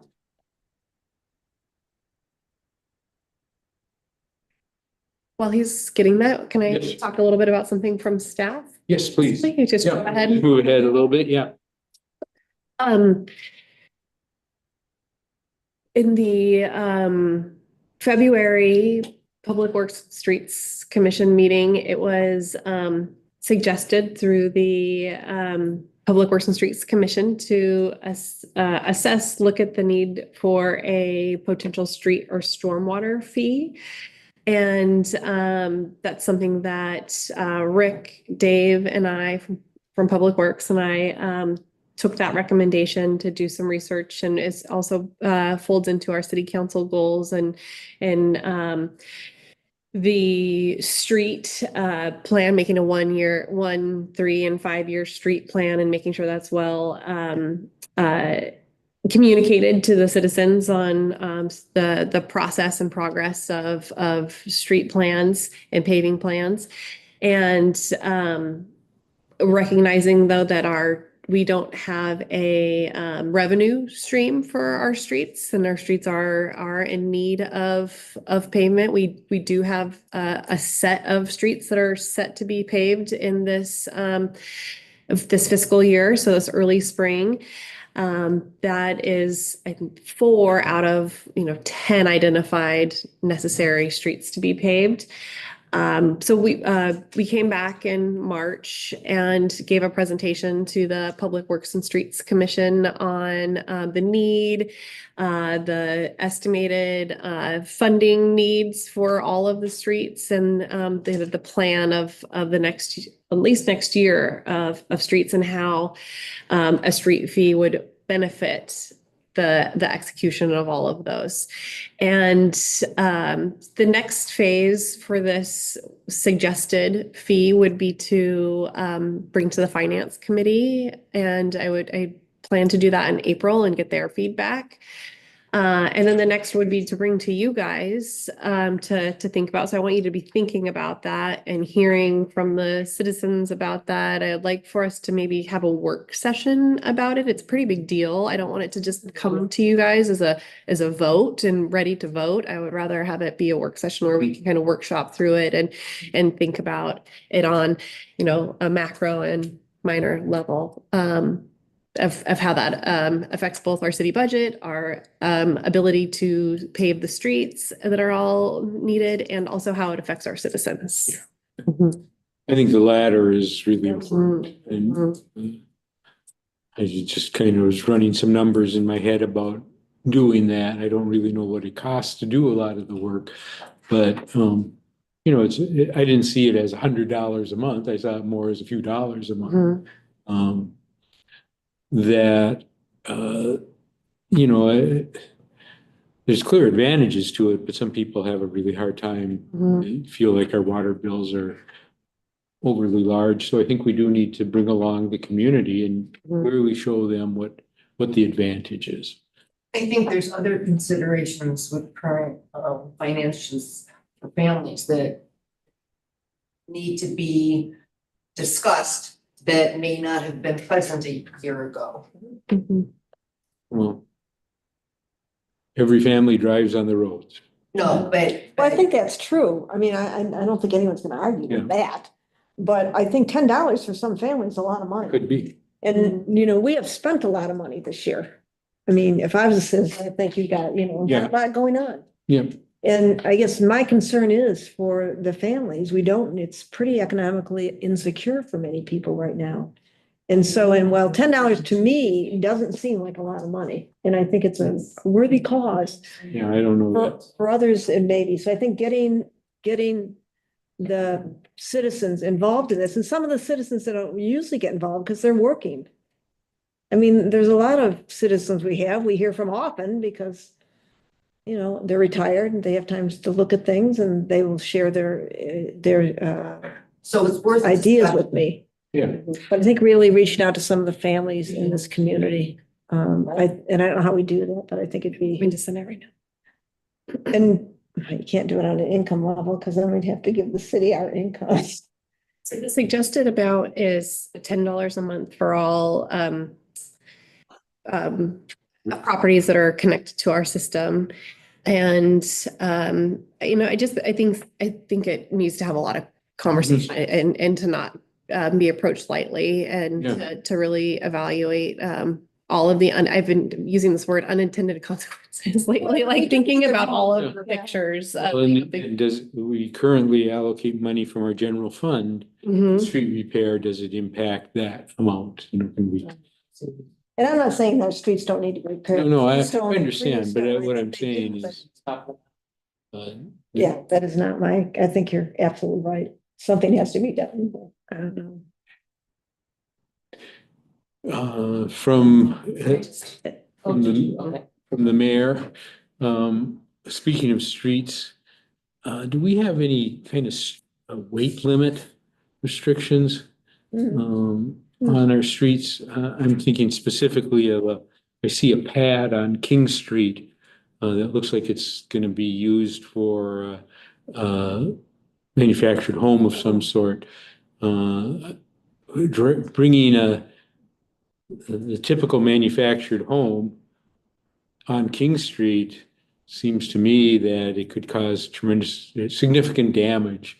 And who would be responsible for any damage that was caused? Is it the homeowner? Is it the trucking company? If they place it up there, you mean? Yeah, I mean, No, I King saw Street is a them. one, I don't know how they were gonna do it. I saw yeah. them down on 101. I'm like, good luck. King Street is, not much more than, It's like one lane. yeah, I mean, it's like a dirt road that got a coat of asphalt over it. I don't know that it's built, how well it's built up. So that may be something that we need to think about as we're thinking about street policy also, is load limits and improvements, significant improvements, not just repaving and repair. A program to really build out some of these streets, some of these lanes that were never really designed to be traveled as streets. So Counselor Collins does have the resolution now, so we'll give him a second to think about it or read it through and respond. But while we're having this open dialogue while we're waiting, I really do want to make sure that we're giving the meeting material to everybody in the most efficient way possible. So if emailing it, that is the best, but it also does need to be, and we have been emailing it, it does need to be public, so it has to be posted on the Agenda Center. I have been linking items into the agenda. Is that user friendly for people or? I have Yeah, heard the answer to yeah. that because even for the sheriff's report, Mhm. I wrote on here with my pen. It would be better if it was actually there like it had been previously, because I couldn't open it. Okay. Yeah, so maybe the links are causing trouble. I use PDFs and I use the shareable link as a PDF, so And I maybe don't it's something know to if do with the it's this Adobe. need And it might be Yeah. a me problem, but I couldn't, and I tried it several times. Yeah, there's some quirks, but I've been able to do it. But sometimes I have to close a document, previous document, in order to open the next document. But I've been able to, I can use them both ways, I guess. And so I like that they're linked, but I do often Use like on the Yeah, main use both. page. Okay. But mostly, I'm using the links, but it does cause some concern. And I'm mainly of what is printed, and then I may go back to And while I look at what the links, I always go to Yahat City Council. Yes. And I've never had any trouble. Okay. So. So just kind of a combination of things, links, Yeah. the I mean, it's on the emailing when we post it. Yeah, And- I think one of the things that's challenging is that sometimes it opens a doc, sometimes it opens a PDF. Mhm. Sometimes it's an online PDF and you have to close something in order to get it to open. And Nicole, you print all of yours out I do, into a book. because that's the only way I can really study it. But then I have it open so I can click the links. Mhm. And I don't necessarily print the links themselves. Mhm. Mhm. And I used to print it all out, or City Hall used to print them all out. And we are happy to do that also for anybody. Yeah. We will print it out for you. Yeah. I think that when these are short, I have no concern about it, but we've had, 120-page Yeah. report and, sometimes more than one. The county's packet is, I think it was 700 pages, and that just seems onerous. Have to print that for everybody, but we have had 100-page documents plus more than one in a month. So I'm not in favor of printing everything for everybody. And I'm happy just to print my own because it's my method Okay. research, so. And I often will print something if it's, I have You want to make some notes on. donation 5 in case, because it's easier, but something like this, the item in front of us. So Counselor Collins, are you ready? Yeah, I am ready, but let me add my own comment to the Yes, distribution please of do. meeting materials. One thing that can be improved is what you've been sending an email with like, let's just say 9 attachments. And one was the agenda itself, and then the staff reports and on and on. Nine, it looks like 9 items. I download all 9 items. I store them in a place where I can find it readily and not worry about a internet connection. But inside some of the items, there's more links to more documents. I think every single document ought to be identified in some fashion, whether it's a number or letter or even because that's like links that are in the agenda page can be overlooked because I'm thinking that, okay, if it's in the agenda, it must be one of the 9 documents that I already have. But that's my suggestion, that get all the documents in one list. And in fact, and I think they generally are PDF, but make sure they're PDF for universal readability. And I have looked at the proposed resolution 250 and have nothing to add. Good. So we had a motion, we've had discussion. Can take a vote on resolution authorizing application for grant number 2025-250. All those in favor say aye. Aye. Opposed? None opposed. So the motion passes. I will sign that, I assume electronically when it comes across. Okay. So we've had an opportunity to hear from staff, from the mayor. Anything from the council that we'd like to add? Yes, Councilor Carey.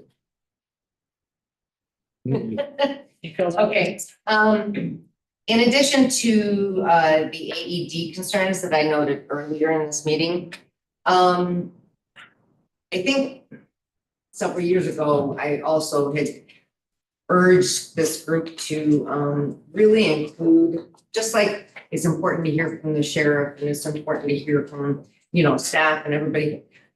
Personally, I feel it's really important that we hear more from the fire department.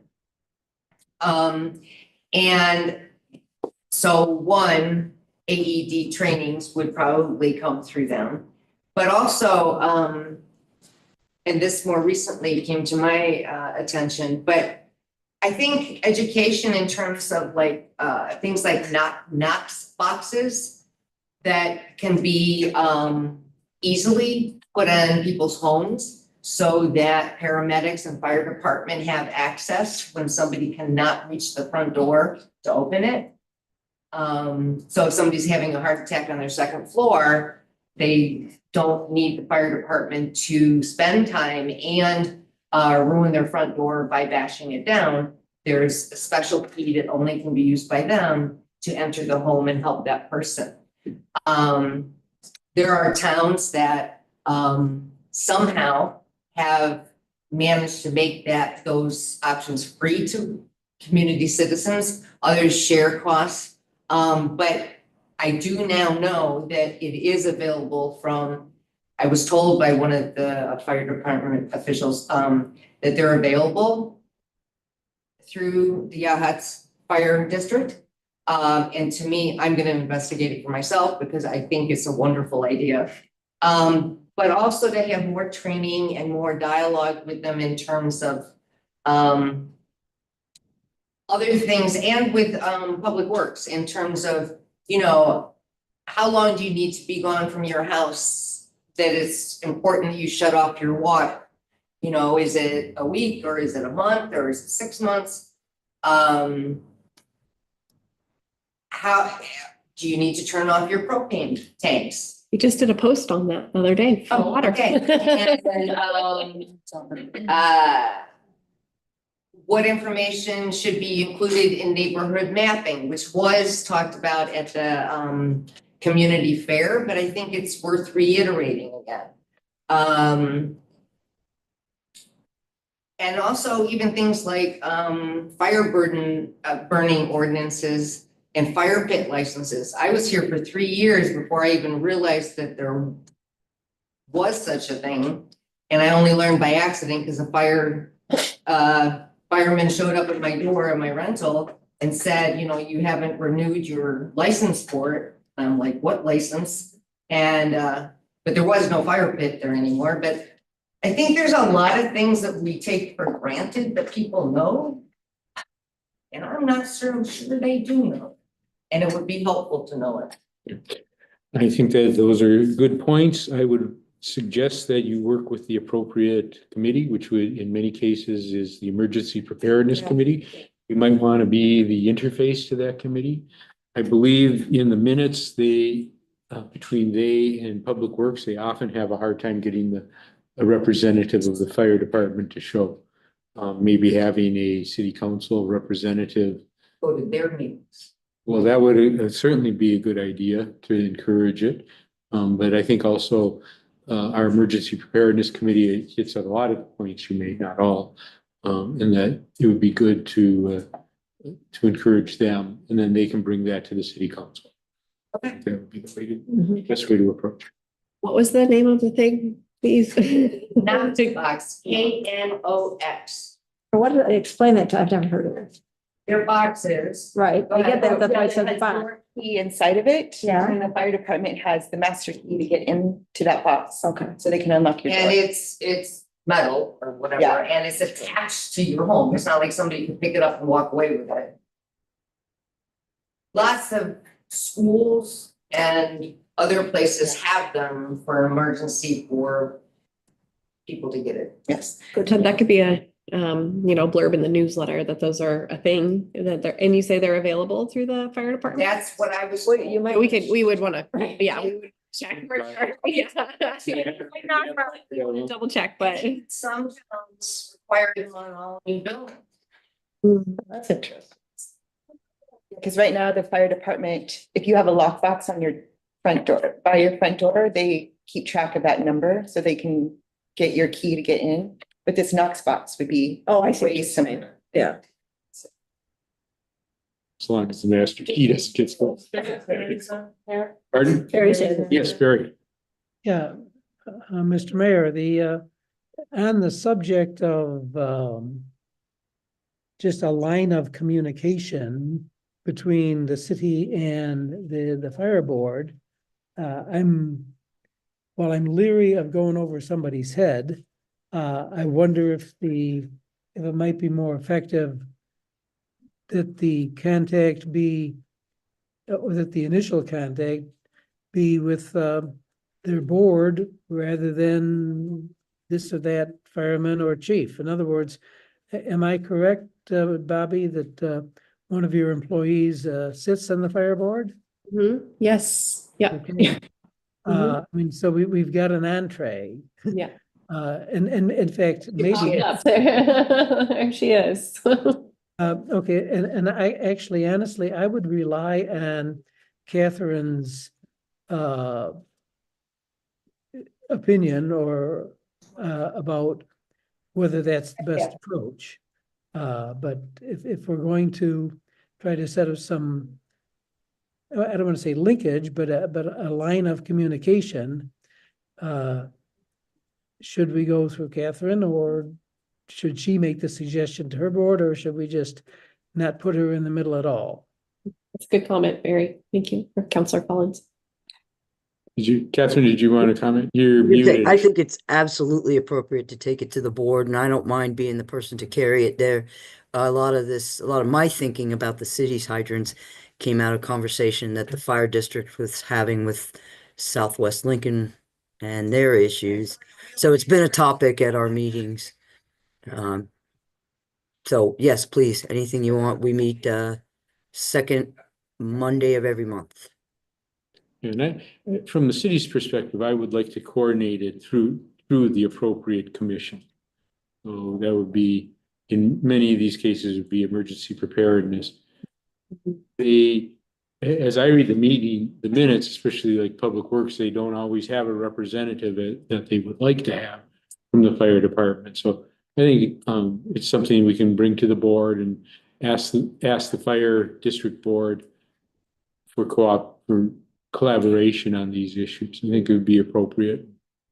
And then again, as noted in the emergency preparedness meeting notes, they do have collaboration outside of just a person who's the regular liaison between the groups, but they we'll be working on specific projects together. They've just been identifying what level of responsibility the fire department will be taking on in an emergency, first aid, food, just to be cognizant of who's expected to do what in case of emergency. So they're definitely having dialogue. And I wanted to bring the concerns back up to the top. Yes. Very good. Thank you. Yeah, Catherine. Yeah, sorry if I was off the mark there. I heard hydrants from one of my colleagues, but we have a spot on our agenda for a liaison from emergency preparedness, and that just hasn't been filled regularly because of some turnover on that committee, I guess. It's always bothered me that it wasn't a two-way thing. So we have people on the board or on staff who are willing to also come to emergency preparedness meetings, because I think sometimes the information was sort of unidirectional. Okay. All right, well, let's work on that. Let's see what we can do to make that. And it's going to become an even bigger issue as we start moving forward with the commons as a emergency shelter. That's obviously going to require significant coordination, collaborations. Let's get that, see what we can do to improve at all levels. Yeah. Thank you, Councillor Collins and Catherine, Councillor Carey. Yeah. Good points. Okay. I do have something I want to bring up. Yes, please. During our last power outage and storm, I lived next door to a vacation rental, and the people started a fire in their fireplace, and it was just spewing embers. And it always makes me nervous every time I see embers. And it's not the first time I've had to address that house for fire stuff. So the vacation renters, they just don't know when they can have backyard fires. And this was outside? Yeah. Well, no, it was in their fireplace, Oh. but it was just tons of embers spewing out the top. And in really windy situations, it's like very scary. So I am curious, like what the city could do to encourage those vacation rentals to like have regular chimney inspections or educate their people about fire safety, especially so if that fire was in the fireplace in the fall, it could have been a huge problem. Right. So They probably thought it's raining like crazy. Well, yeah, And and it's rental, fine, they but didn't it's- want to have it's a not clean fine. machine. I did end up having to call the fire department because they were very combative when I asked. And so it's a You- huge concern. 'Cause that's 2 times I've had to deal with that one particular house, and then who knows what else is going on in town. Just as a side note, your first call is supposed to be to the management company that's supposed to have a placard visible from the street. Oh, that Which was is- my very first phone call, Okay. but there was no after There's no hours. after. And then, yeah, when I did ask them to put the fire out, it got very ugly. So with that, we're taking a look at our inspection sheet to see what type of fire safety checkpoints are on there right now, because we're just about to do another round of license implementations. And then we, after we get our next round in, we will be revisiting all of our people who've had licenses for a long time and then starting to do the inspections again on this. So we're just revisiting our inspection list right now. But in any case where you see something like that, definitely don't hesitate to call the fire department. And the best case scenario is, or best thing to do besides connecting with me is through when we have something through Request Tracker, we can then have like cases built up. And if there's one rental unit that it has these set infractions or complaints against it, we have it written in our code where we have some ability to have some penalties towards their That's license. really great. Yeah. Good suggestion. Have it Mhm. start being tracked. Yeah. And right now we're doing some evaluation on our whole code and enforcement. And we're really encouraging all of those. I will also want to know about it, but I also, because I can be working on the back end with the staff, but those places that can help us, we can run reports, and easily see how many things are tacked onto one incident, and or one property or anything. So it's just a really easy way for us to formulate a report rather than just also going through emails, but never hesitate to email about me about those also. You said you were gonna then go back to the places that had not been like revisited. Yeah.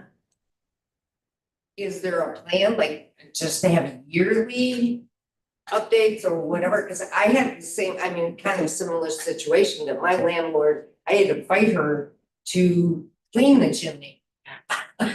And that was after being there for 3 years, Mhm. And they're supposed to be done every year. So for the vacation rental licenses, as part of their license, their contract with us, they are supposed to have I think it's every 4 years. The inspection? Inspection. So every 5 years. So once when it's put in place, and then every 5 years, they're supposed to have an inspection. And as you know, for a long time, we didn't have a code person in place and we had short staff. So we're while they have always done the when put in place inspections, we're just putting into the getting back on track with the inspecting of people who have had licenses for that 5-year period or longer. Back for. Yeah. I think even if it's only every 5 years, it could require that they show the receipt of having their cleaned every year, Could be. because that's when it should be. Yeah, Yes. this could be a whole series of carbon monoxide. Mhm. Oxides. Mhm. Yep. So it's something we've been talking about it internally, but I appreciate you bringing that up today too. Mhm. Anything else from council? If not, I will adjourn the meeting, city council meeting of Wednesday, March 19th. Thank you. Just in agreement to have a work session in April for next meeting to talk about street fees. Sorry. I will unadjourn. I think we had some scheduled work sessions to We do have one in disclose. May, yeah, so we can just wait till then. Yeah, I think that would be Okay. sufficient. I think. Okay. Okay, now. Okay, now we're adjourned again. Re-adjourned. Just wanted to make sure that was clear before.